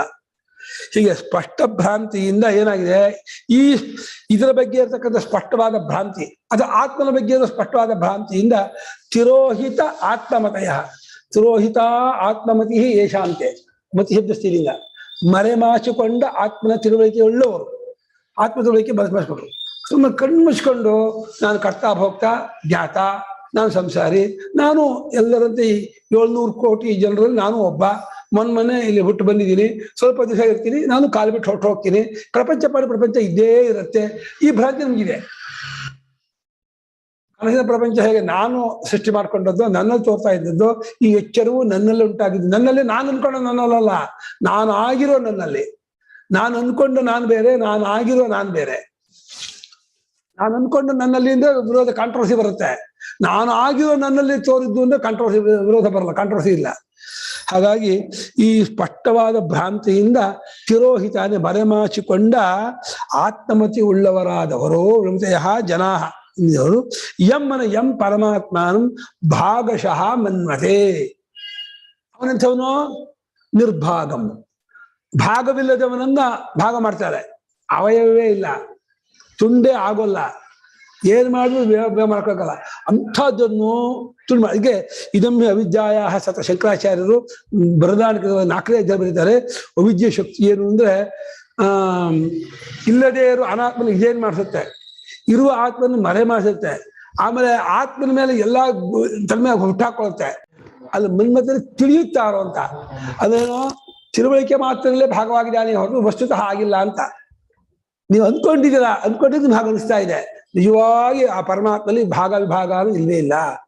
ಅಲ್ಲಿ 2 ತರ ಭಾಗದಲ್ಲಿ, ಒಂದು ದ್ವೈತ ರೂಪವಾಗಿ ಹೊರಗಡೆ ಆತ್ಮನು ಅನಾತ್ಮ ವಿಭಾಗ ಮಾಡಿದ್, ಒಂದು ತನ್ನಲ್ಲೂ ಅನೇಕತ್ವ ಮಾಡ್ಕೊಂಡ್ಬಿಟ್ಟ, ತಾನು 5 ಮಾಡ್ಕೊಂಡ್ಬಿಟ್ಟ.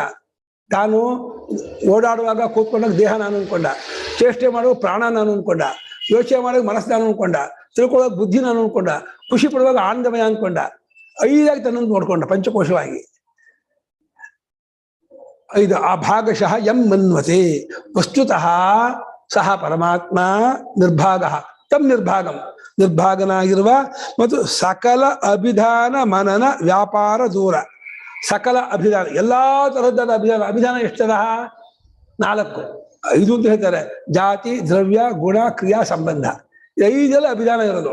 5ಕ್ಕಿಂತ 6ನೇ ಜಾಗದಲ್ಲಿ ನಾವು ಮಾತಾಡಕ್ಕಾಗಲ್ಲ. ಇಲ್ಲ ಜಾತಿ ವಿಚಾರ ಮಾತಾಡಬೇಕು, ಇಲ್ಲ ದ್ರವ್ಯ ವಿಚಾರ, ಇಲ್ಲ ಗುಣ ವಿಚಾರ, ಇಲ್ಲ ಕ್ರಿಯಾ ವಿಚಾರ, ಸಂಬಂಧ ವಿಚಾರ. ಈ 5 ಪ್ರಕಾರವಾದ ಅಭಿಧಾನಕ್ಕೂ ಮತ್ತು ಮನನಕ್ಕೂ ಅಭಿಧಾನ ವ್ಯಾಪಾರ ಮನನ ವ್ಯಾಪಾರ ವ್ಯಾಪಾರ ಅಂದ್ರೆ ಅದರ ಕ್ರಿಯೆ ಅದಕ್ಕೆ ದೂರ ಇದ್ದಾನೆ ಅಂದ್ರೆ ಬಿಯಾಂಡ್ ಕರೆಕ್ಟ್. ಅದಕ್ಕೆ ತೆಗೆದವನು ಮುಟ್ಟದವನು ಸಿಗದವನು ವಿಷಯನಾಗದವನು ಅಂತ ಅರ್ಥ. ಗೋಚರವಾಗಲ್ಲ, ಯಾವ ಶಬ್ದ ಪ್ರತ್ಯಯಕ್ಕೂ ಗೋಚರವಾಗದೇ ಇರುವುದು ಅರ್ಥ. ಸಕಲ ಮನನ ಅಭಿಧಾನ ವ್ಯಾಪಾರಕ್ಕೆ ದೂರ ಸ್ಥಿತಂ ಅಂದ್ರೆ ಅಸಂಸ್ಪೃಷ್ಟಂ ಅತೀತಂ ಅಗೋಚರಂ ಇತ್ಯರ್ಥ. ಗೋಚರವಲ್ಲದವನು, ಮೀರಿದವನು, ಮುಟ್ಟಿಕೊಳ್ಳೋದು ತೆಗೆದುಕೊಳ್ಳದೇ ಇರುವವನು ಅಂಥ ಪರಮ ವಿಭುಂ ವಂದೇ. ಎಂಥ ವಿಭು? ನಂದಿತ ವಿಶ್ವಂ ಅಜಂ. ಆತನಿಂದಲೇ ನಂದಿತ ಆನಂದಿಸಲ್ಪಟ್ಟಂತಹ ವಿಶ್ವ. ಪ್ರಪಂಚವನ್ನು ಸಂತೋಷ ಪಡ್ತಾ ಆತನಿಂದಲೇ. ನಂದನಂ ನಂದಿತಂ. ನಂದನ ತುನದಿ ಸಮೃದ್ಧವು ನಂದತೆ ಅಂತ ಧಾತು. ನಂದಿತ ಅಂದ್ರೆ ಆನಂದ ಮಾಡಲ್ಪಟ್ಟವನು, ಆನಂದಗೊಳಿಸಲ್ಪಟ್ಟವನು, ಆನಂದಿತನಾಗಿದ್ದಾನೆ. ಇಡೀ ವಿಶ್ವಕ್ಕೆಲ್ಲ ಆನಂದ ಅವನೇ ಕೊಡ್ತಿರೋದು, ಅವನಿಂದಲೇ ಆನಂದ ಬರ್ತಾ ಇರೋದು. ಅವನೇ ಆನಂದಕ್ಕೆ ಮೂಲ, ಆನಂದ ಬುಗ್ಗೆ, ಆನಂದಕ್ಕೆ ಕಾರಣ, ಆನಂದ ಸ್ವರೂಪ ಅವನು. ಅಂತ ನಂದಿತ ವಿಶ್ವ, ಆನಂದಿಸಲ್ಪಟ್ಟ ವಿಶ್ವವನ್ನುಳ್ಳವನಾದ ಮತ್ತು ಅವ್ಯಯಂ ಅಜಂ ನಾಶರಹಿತನಾದ ಹುಟ್ಟಿಲ್ಲದ್ದಾಗಿರುವ ವಿಭುಂ ತಂ ಏಕಂ ವಂದೇ. ವಿಭು ವ್ಯಾಪಕನಾಗಿರುವ ಆ ಪರಮಾತ್ಮನನ್ನ ನಾನು ನಮಸ್ಕರಿಸುತ್ತೇನೆ. ಇವಾಗ ನೀವು ಬರ್ಕೋಬೇಕು. ಶ್ಲೋಕ ಶುರು ಮಾಡಿ ಮತಯ ಡ್ಯಾಶ್ ಡ್ಯಾಶ್ ಮತಯ ಹಾಕ್ಬಿಡಿ.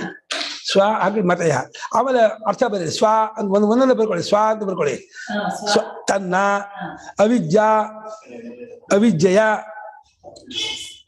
ಅವಿದ್ಯೆಯ ವಿಭವ, ಅದ ವಿಭೂತಿಯ ಮಹಿಮೆಯಿಂದ ಅವಿದ್ಯೆಯ ವಿಭವ, ಅವಿದ್ಯೆಯ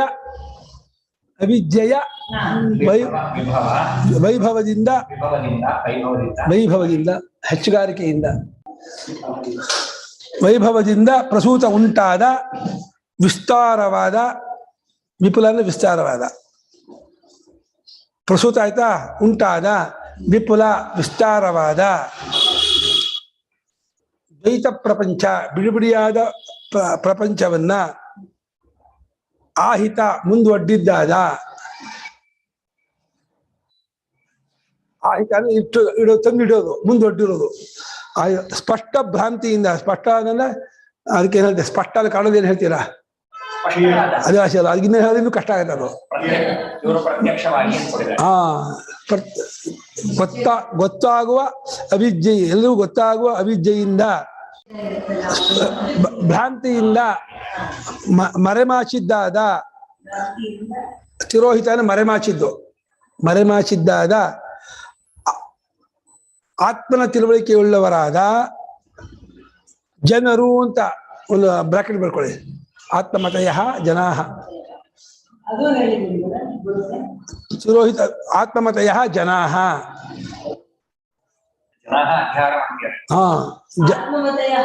ಆತ್ಮನ ಅರಿವನ್ನುಳ್ಳವ ಅಂದ್ರೆ ಮರಮಾಚಿಕೊಂಡ ಆತ್ಮನ ತಿಳುವಳಿಕೆಯನ್ನುಳ್ಳವರಾದ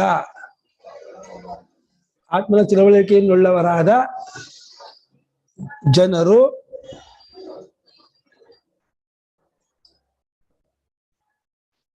ಯಾವಾತನನ್ನ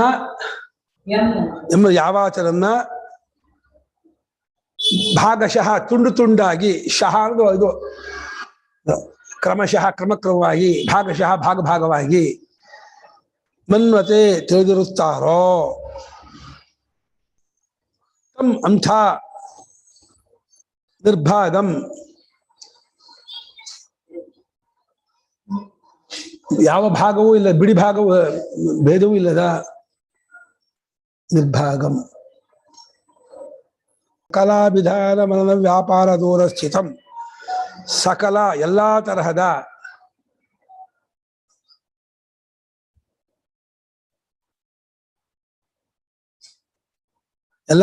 ಆಮೇಲೆ ಬ್ರಾಕೆಟ್ ಅಲ್ಲಿ ಜಾತಿ ದ್ರವ್ಯ ಗುಣಾದಿಗಳ ಕೊಡಿ.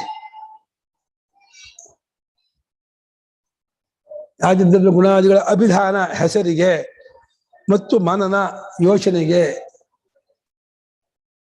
ಅಭಿಧಾನ ಅಂದ್ರೆ ಹೆಸರು, ಮತ್ತೆ ಮನನ ಅಂದ್ರೆ ಯೋಚನೆ. ಯೋಚನೆಗಳ ಮಾಡ್ಕೊಳ್ಳಿ, ಯೋಚನೆಗೆ ಬೇಡ, ಮನನ ಯೋಚನೆಗಳ ವ್ಯಾಪಾರಕ್ಕೆ, ಅವುಗಳ ಕ್ರಿಯೆಗೆ.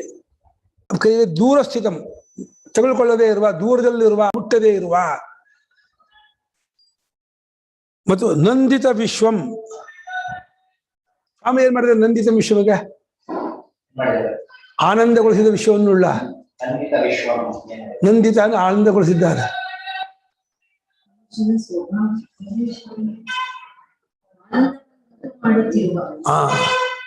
ತಾತ್ಪರ್ಯ ಪಡಿದ್ದಾರೆ. ಅದೇ ಆನಂದವನ್ನು ಉಂಟು ಮಾಡುತ್ತಿರುವ ಮಾಡಿದ್ದಾರೆ. ಆನಂದಗೊಳಿಸುವ ನಂದಿತ ವಿಶ್ವ, ವಿಶ್ವಕ್ಕೆ ಆನಂದ, ವಿಶ್ವಕ್ಕೆ ಆನಂದವನ್ನು ಉಂಟು ಮಾಡುವ, ಆನಂದಗೊಳಿಸುವ. ಏಕಂ ಅದ್ವಿತೀಯವಾದ ವಿಭುಂ ವ್ಯಾಪಕನಾದ ಪರಮಾತ್ಮನನ್ನು ಹೇಳ್ಕೊಳ್ಳಿ, ತಮ್ಮಿಂದ ಸಾಕಬಹುದು. ಪರಮಾತ್ಮನನ್ನು ಭಕ್ತಿಯ ಬಂದೇ, ಭಕ್ತಿಯಿಂದ ನಮಸ್ಕರಿಸುತ್ತೇನೆ.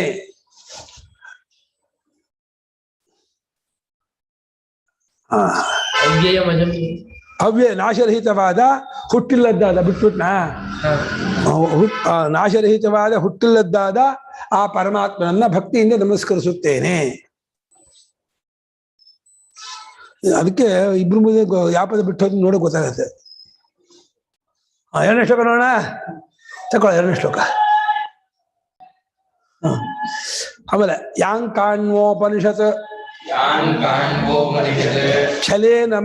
ಛಲೇನ ಸಕಲ ಆಮ್ನಾಯಾರ್ಥ ಸಂಶೋಧಿನಿ ಸಂಚಕ್ರುಃ ಗುರವೋನುವೃತ್ತ ಗುರವಃ ವೃತ್ತಿಂ ಸತಾಂ ಶಾಂತಯೇ ಅರ್ಥಾವಿಷ್ಕರಣಂ ಕುತಾರ್ಕಿಕ ಕೃತ ಆಶಂಕಾ ಸಮುಚ್ಛಿತ್ತಯೇ. ಶಂಕಾ ಸಮುಚ್ಛಿತ್ಯ ಮಾಡು, ಶಂಕಾ ಸಮುಚ್ಛಿತ್ತಯೇ. ಕೃತ ಅನ್ನೋ ದೀರ್ಘ ಶಂಕಾಸ್ತ್ರೀ ಕೃತ ಆಗತ್ತೆ. ಕೃತ ಶಂಕಾ ತಸ್ಯಾನ್ಯಾಯ ಸಮಾಶ್ರಿತೇನ ವಚಸಾ ಪ್ರಕ್ರಮ್ಯತೆ ಲೇಶತಃ.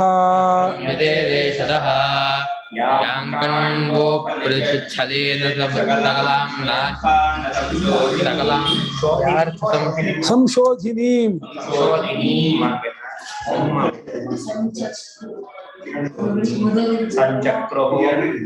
ಸಂಚಕ್ರುಃ ಗುರವೋ ನಿವೃತ್ತ ಗುರವೋ ವೃತ್ತಿಂ ಸತಾಂ ಶಾಂತಯೇ ಅರ್ಥಾವಿಷ್ಕರಣಂ ಕುತಾರ್ಕಿಕೃತಾ ಶಂಕಾ ಸಮುಚ್ಛಿತ್ತಯೇ ತಸ್ಯಾನ್ಯಾಯ ಸಮಾಶ್ರಿತೇನ ವಚಸಾ ಪ್ರಕ್ರಮ್ಯತೆ ಲೇಷತಃ.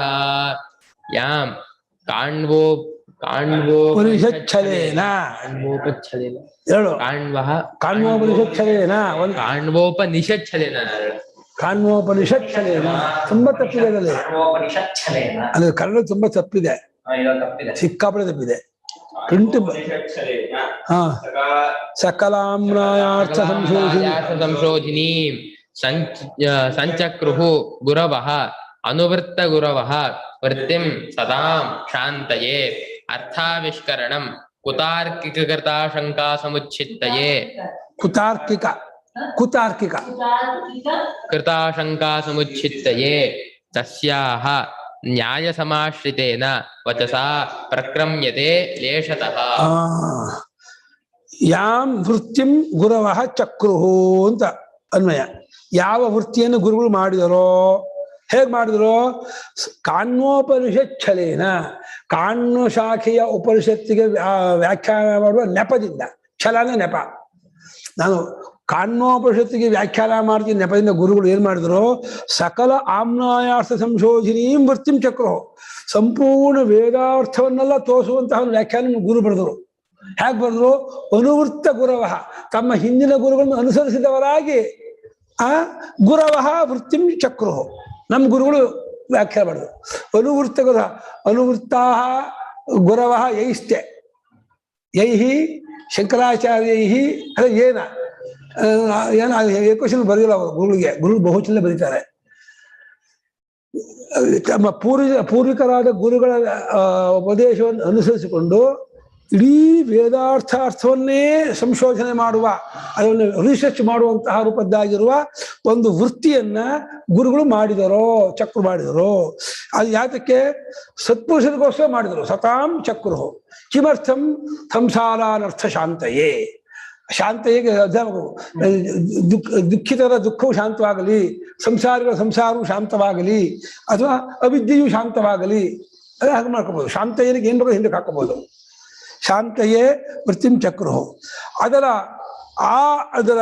ವೃತ್ತಿಗೆ ಅರ್ಥಾವಿಷ್ಕರಣಂ, ಅದರ ಅಭಿಪ್ರಾಯವನ್ನು ಪ್ರಕಟಪಡಿಸುವ ಅರ್ಥಾವಿಷ್ಕರಣಂ. ಮತ್ತು ಕುತಾರ್ಕಿಕರು ಕೃತಾನೆ ಮಾಡಿದ್ದಾಗಿರೋ ಶಂಕೆ ಇಲ್ಲ, ಸಂದೇಹ, ಅದರ ಸಮುಚ್ಛಿತ್ತಯೇ ಕತ್ತರಿಸಿ ಹಾಕುವುದಕ್ಕೋಸ್ಕರವಾಗಿಯೂ ತಸ್ಯಾಹ ನ್ಯಾಯ ಸಮಾಶ್ರಿತೇನ ತಸ್ಯಾಹ ವಚಸ, ಆ ಗುರುಗಳ ಮಾತಿನಿಂದಲೇ, ಅದೆಂಥ ನ್ಯಾಯ ಸಮಾಶ್ರಿತೇನ, ನ್ಯಾಯನ ಯುಕ್ತಿಯನ್ನ ಆಶ್ರಯಿಸಿಕೊಂಡದ್ದಾದ ಅವರ ಮಾತಿನಿಂದಲೇ ಲೇಷತಃ ಸಂಕ್ಷೇಪವಾಗಿ ನಾನು ಆರಂಭ ಮಾಡ್ತೀನಿ. ತಮ್ಗೆ ಹಾಕೋದ ಪ್ರಕಮ್ಯತೆ ಮಯ ಅಂತ. ಇಲ್ಲಿ ಇಬ್ಬರಿಗೂ ಆಗತ್ತೆ. ಶಂಕರಾಚಾರ್ಯರು ಅಲ್ಪ ಗ್ರಂಥ ವೃತ್ತಿಂ ಆರಭ್ಯತೆ ಮಯ ಅಂತ ಬರೆದಿದ್ದಾರೆ. ಬೆಳಗ್ಗೆ ಪಾಠದ ಬಂತಲ್ಲ, ಅಲ್ಪ ಗ್ರಂಥ ವೃತ್ತಿ, ನನ್ನಿಂದ ಅಲ್ಪ ಗ್ರಂಥ ವೃತ್ತಿ ಆರಂಭ ಮಾಡ್ತೀನಿ, ಅವ್ರಿಗೂ ಹೇಳ್ಕೊಳ್ತಾ ಇದ್ದಾರೆ ಅಂತ ಮಾಡ್ಬೋದು. ನಾನು ಹೇಳ್ತಾ ಇದ್ದೀನಿ ತಮಗೂ ಇಬ್ಬರಿಗೂ ಒಂದು ಹಾಗೆ ಮಾಡ್ಬಿಟ್ಟಿದ್ದಾರೆ ಅವರು. ಹೌದು, ಗುರವಃ ವೃತ್ತಿಂ ಚಕ್ರು ಮಾಡ್ಕೋಬಹುದು. ಇವಾಗ ಆಕಾಂಕ್ಷೆ ಮಾಡ್ಕೊಂಡು ಹೋಗ್ಬೇಕು ನೀವು. ನೀನು ಹೀಗೆ ಮಾಡ್ಕೊಳ್ಳಿ. ಕಾಣ್ಯೋಪನಿಷಚ್ಛಲೇನ, ಕಾಣ್ಯ ಶಾಖೆಗೆ ಸಂಬಂಧಪಟ್ಟ ಉಪನಿಷತ್ತಿನ ನೆಪದಿಂದ, ಕಾಣ್ಯ ಶಾಖೆಗೆ ಸಂಬಂಧಪಟ್ಟ ಈ ಬೃಹದಾರಣ್ಯಕೋಪನಿಷತ್ತಿನ ನೆಪದಿಂದ ಸಕಲಾಮ್ನಾಯಾರ್ಥ ಸಂಶೋಧಿನಿ. ಎರಡನೇದು ಬೇಕಾದ್ರೆ ಪುಸ್ತಕದ ಒಂದು ಎರಡು ಹಾಕೊಂಡ್ರೆ ನಿಮ್ಗೆ ಈಸಿ ಆಗುತ್ತೆ. ಅಲ್ಲ, ನೀವು ಪುಸ್ತಕದಲ್ಲಿ ಅವನಿಗೆ ಒಂದು ಎರಡು ಹಾಕೊಳ್ಳಿ, ಪೆನ್ಸಿಲ್ ಹಾಕೊಳ್ಳಿ, ಪೆನ್ ಹಾಕ್ಬಿಟ್ರೆ ಹೋಗೋದೇ ಇಲ್ಲ. ಬೇಕಾ ತಪ್ಪಾದ್ರೆ ಚೇಂಜ್ ಮಾಡೋಕ್ಕಾಗಲ್ಲ.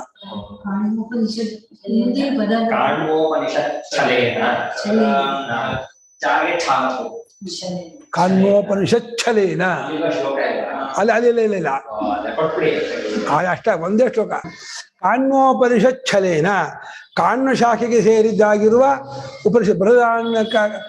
ಉಪನಿಷತ್ತಿನ ನೆಪದಿಂದ, ಅಂದ್ರೆ ಮಾಧ್ಯಮ ಶಾಖೆ ಬರ್ದಿಲ್ಲ ಅಂತ ಹೇಳ್ತಾರೆ ಇವರು.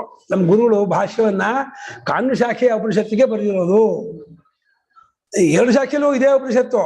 ಮಾಧ್ಯಮ ಶಾಖೆಗೂ ಬೃಹದಾರಣ್ಯಕ ಉಪನಿಷತ್ತು ಇದೆ, ಕಾಣ್ಯ ಶಾಖೆಗೂ ಇದೆ. ಕಾಣ್ಯ ಶಾಖೆದು ಸ್ಪಷ್ಟಾರ್ಥ ಅಂತ ಹೇಳಿ ಅದಕ್ಕೆ ಬರೆದ್ರು.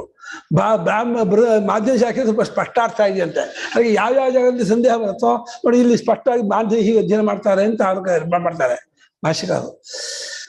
ಕಾಣ್ಯೋಪನಿಷತ್ತಿನ ಕಾಣ್ಯ ಶಾಖೆಗೆ ಸೇರಿದ್ದಾದ ಉಪನಿಷತ್ತಿನ ನೆಪದಿಂದ ಸಕಲಾಮ್ನಾಯಾರ್ಥ ಸಂಶೋಧಿನಿ, ಸಕಲ ಆಮ್ನಾಯ ಸಂಪೂರ್ಣ ವೇದಾರ್ಥವನ್ನೇ ಸಂಶೋಧನೆ ಮಾಡುವ. ಸಕಲ ಅಂದ್ರೆ ಸಂಪೂರ್ಣ, ಆಮ್ನಾಯ ಅಂದ್ರೆ ವೇದ, ಅರ್ಥ ಅಂದ್ರೆ ವಿಷಯವನ್ನ, ಸಂಶೋಧಿನಿಯಿಂದ ಶೋಧನೆಗೊಳಿಸುವ, ಅದನ್ನು ವಿಷದಗೊಳಿಸುವ, ಸ್ಪಷ್ಟಪಡಿಸುವ. ನಾಲ್ಕಕ್ಕೂ ಬೇರೆ ಬೇರೆಕೊಳ್ಳಿ. ಸಕಲ, ಆಮ್ನಾಯ, ಅರ್ಥ, ಸಂಶೋಧಿನಿ. ಸಕಲನ ಸಂಪೂರ್ಣವಾದ, ಆಮ್ನಾಯನ ವೇದಗಳ ಅಣೆಯ 1 by 1 ಕೆಳಗೆ ಸಕಲ ಆಮ್ನಾಯ, ಸಕಲ ಆಮ್ನಾಯ ಅರ್ಥ ಸಂಶೋಧಿನಿ, ಸಂಪೂರ್ಣ ವೇದಗಳ ಅರ್ಥವನ್ನ ಶೋಧಗೊಳಿಸುವ.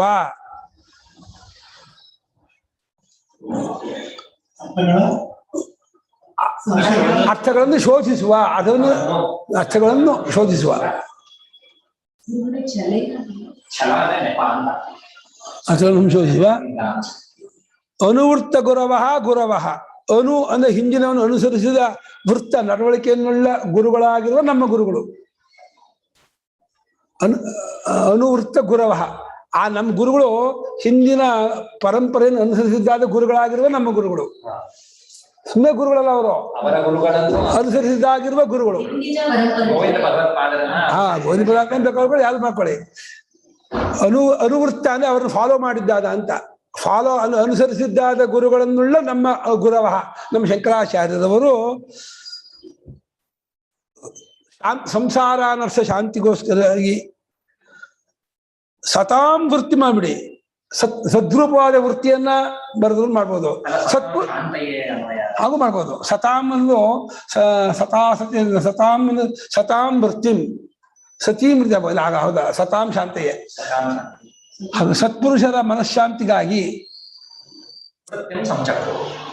ವೃತ್ತಿಯನ್ನ ಮಾಡಿರುತ್ತಾರೋ, ವೃತ್ತಿಯನ್ನ ವ್ಯಾಖ್ಯಾನವನ್ನ ಮಾಡಿರುತ್ತಾರೋ ಸತ್ಪುರುಷರ ಮನಃಶಾಂತಿಗಾಗಿ ಅಥವಾ ಸತ್ಪುರುಷರಿಗಾಗಿ ವ್ಯಾಖ್ಯಾನ ಮಾಡು. ಶಾಂತಯೇ ಬೇರೆ ಮಾಡ್ಕೊಂಡ್ರೆ ಅಜ್ಞಾನಿಗಳ ಅನರ್ಥವು ಶಾಂತವಾಗುವುದಕ್ಕಾಗಿ ಮಾಡ್ಕೋಬೇಕು. ಶಾಂತಯನ್ನು ಎರಡಿಗೂ ಮಾಡ್ಬೋದು.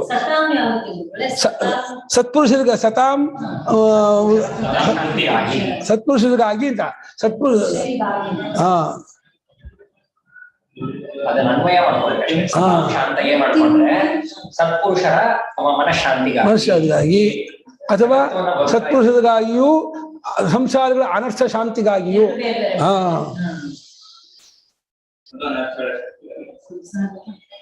ಗುರವಃ ವೃತ್ತಿಂ ಚಕ್ರುಃ ಭಾಷ್ಯವನ್ನ ಮಾಡಿದರು. ವೃತ್ತಿಂ ಸಂಚಕ್ರುಃ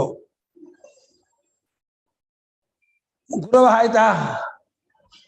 ಅನುವೃತ್ತ ಗುರವಃ ಆಗಿಲ್ವಾ? ಹಿಂದಿನ ಗುರುಗಳಾದ ನಮ್ಮ ಗುರುಗಳು ಸತ್ಪುರುಷರಿಗಾಗಿ ಮಾಡಿದರು. ಅಜ್ಞಾನಿಗಳ ಅನರ್ಥ ನಿವಾರಣೆಗಾಗಿ ವೃತ್ತಿಂ ಚಕ್ರು ವ್ಯಾಖ್ಯಾನವನ್ನು ಮಾಡಿರುತ್ತಾರೆ. ತಸ್ಯ ಅರ್ಥಾವಿಷ್ಕರಣ ಅದರ ಅಧ್ಯಾಪಕ ಅದರ ಅರ್ಥಾವಿಷ್ಕರಣಂ ಅರ್ಥವನ್ನು ತೋರಿಸ್ಪಡುವಿಕೆಯನ್ನು ಮಾಡ್ಕೊಳ್ಳಿ. ಅರ್ಥಾವಿಷ್ಕರಣವನ್ನು ಲೇಷದ ಪ್ರಕ್ರಮದೆ ಅರ್ಥಾವಿಷ್ಕರಣವನ್ನು ಮಾಡ್ಕೊಂಬೇಡಿ. ಅದರ ಅಭಿಪ್ರಾಯವನ್ನು ಆವಿಷ್ಕಾರವನ್ನು ತೋರ್ಪಡಿಸುವುದನ್ನು ಸಸ್ಯ ಅದರ ಅಂದ್ರೆ ಆ ಭಾಷ್ಯದ ಅಂತ ಮೂಲದ ಅರ್ಥದ ಆವಿಷ್ಕರಣ ಅರ್ಥವನ್ನು ಪ್ರಕಟಗೊಳಿಸುವ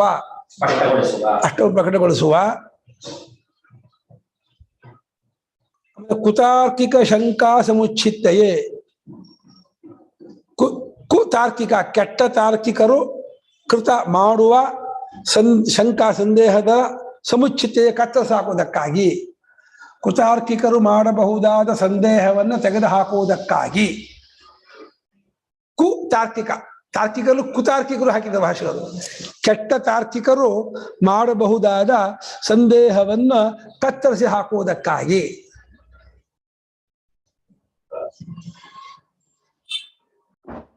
ತಸ್ಯಾಹ ಆ ವೃತ್ತಿಯ ವಚಸ ಮಾತಿನಿಂದ ತಸ್ಯ ಸ್ತ್ರೀಲಿಂಗ ಆದ್ರಿಂದ ನಮ್ ಗುರು ಮಾಡಿದಂತ ವೃತ್ತಿ ಇದೆಯಲ್ಲ ವೃತ್ತಿ ಶಬ್ದ ಸ್ತ್ರೀಲಿಂಗ.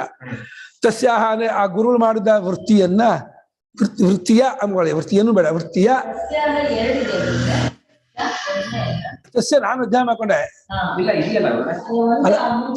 ಅದು ನಾನು ತಸ್ಯ ಅರ್ಥಾವಿಷ್ಕರಣ ನಾನು ಮಾಡ್ಕೊಂಡೆ ಅಧ್ಯಯನ. ಈ ತಸ್ಯಾಹ ಇರೋದು ಆ ವೃತ್ತಿಯನ್ನು ಅದ ವೃತ್ತಿಯ ಮಕ್ಕಳು ಆ ವೃತ್ತಿಯ ವಚಸ ಮಾಚಿನಿಂದ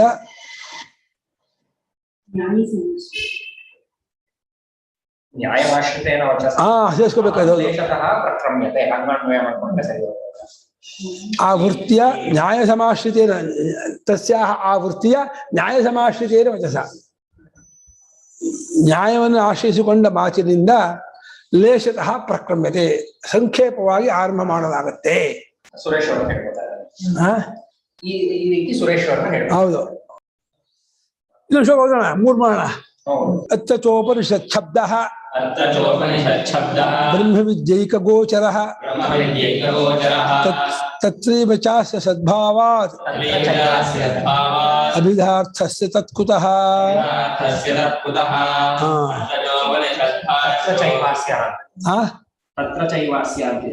ತತ್ರೈವ ಚಾಸ್ಯ ಇದೆ. ಎಲ್ಲೂ ಅರ್ಥ ಒಂದೇ. ತತ್ವ ಚೈವ ಬರ್ಕೋಬಹುದು. ತತ್ವ ಚೈವಾಸ್ಯ ಅಂತ ಮಾಡ್ಕೋಬಹುದು. ಏನ್ ಮಾಡ್ಬೇಕು ಇದೆಲ್ಲ ಪಾಠ ಅಂತ ಮಾಡ್ಕೋಬೇಕು. ಬರ್ಕೊಳ್ಳಿ ನೀವು ಅಲ್ಪ ಪುಸ್ತಕ ಬರ್ಬೋದು. ಅದು ಪಾಠ ತತ್ವ ಚೈವಾಸ್ಯ ಅಂತ ಇದೆ.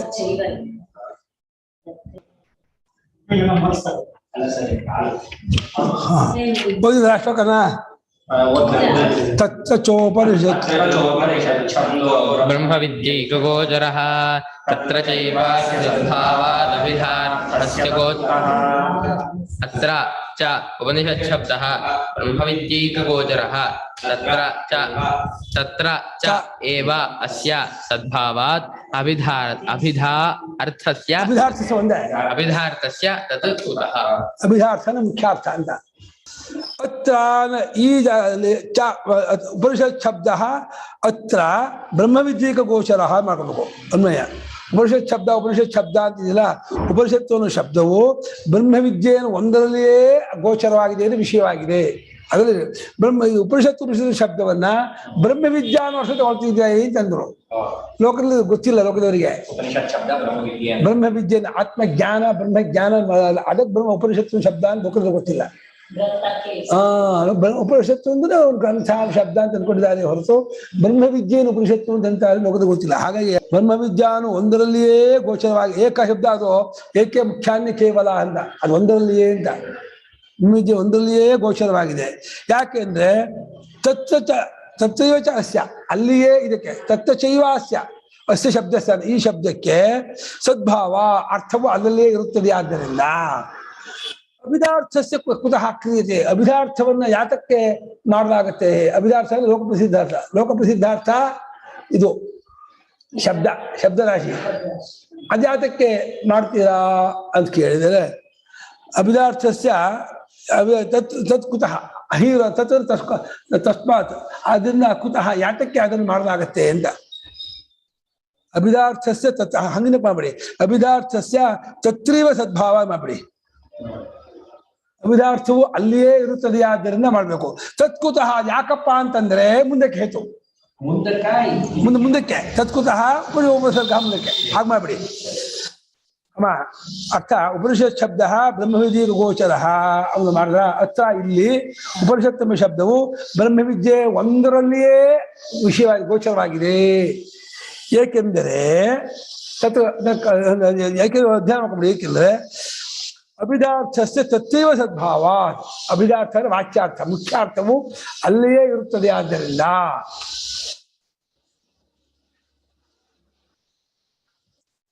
ಅಭಿಧಾರ್ಥವು ಅಲ್ಲಿಯೇ ಇರುತ್ತದೆ. ಆದ್ದರಿಂದ ತತ್ಕುತಃ ಅದು ಏಕೆ ಎಂದರೆ ಅದು ಮುಂದಿನ ಶ್ಲೋಕ ಹೇಳ್ತಾರೆ ಅಂತ. ಅದು ಏಕೆಂದರೆ ಮುಂದಿನ ಶ್ಲೋಕ ಉಪೋಪಸರ್ಗ ಸಾಮೀಪ್ಯೆ ಮುಂದೆ ಅದು ಏಕೆ, ಅದು ಅದು ಕುತಃ ಏಕೆ ಎಂದರೆ ಡ್ಯಾಶ್ ಹಾಕ್ಬಿಡಿ ಮುಂದಕ್ಕೆ, ಏಕೆಂದರೆ ಮುಂದಕ್ಕೆ ಅಂತ.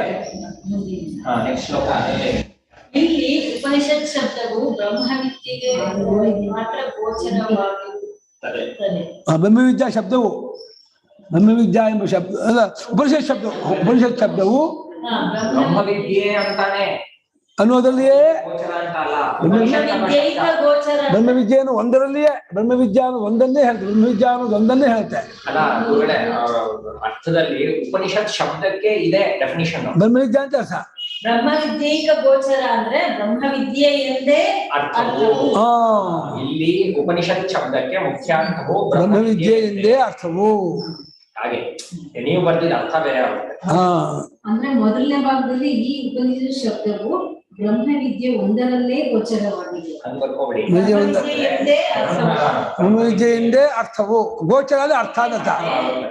ಮುಖ್ಯಾರ್ಥವು ಅಲ್ಲಿಯೇ ಇರುತ್ತದೆ. ಅದು ಹೇಗೆ ಎಂದರೆ ಮುಂದಿನ ಶ್ಲೋಕದಲ್ಲಿ ವ್ಯವಸಾಯ ಆಗುವುದು, ಬ್ರಾಕೆಟ್ ಮಾಡ್ಕೊಳ್ಳಿ, ಮುಂದಿನ ಶ್ಲೋಕದಲ್ಲಿ ಹೇಳಲಾಗುವುದು ಅಂತ ಬ್ರಾಕೆಟ್.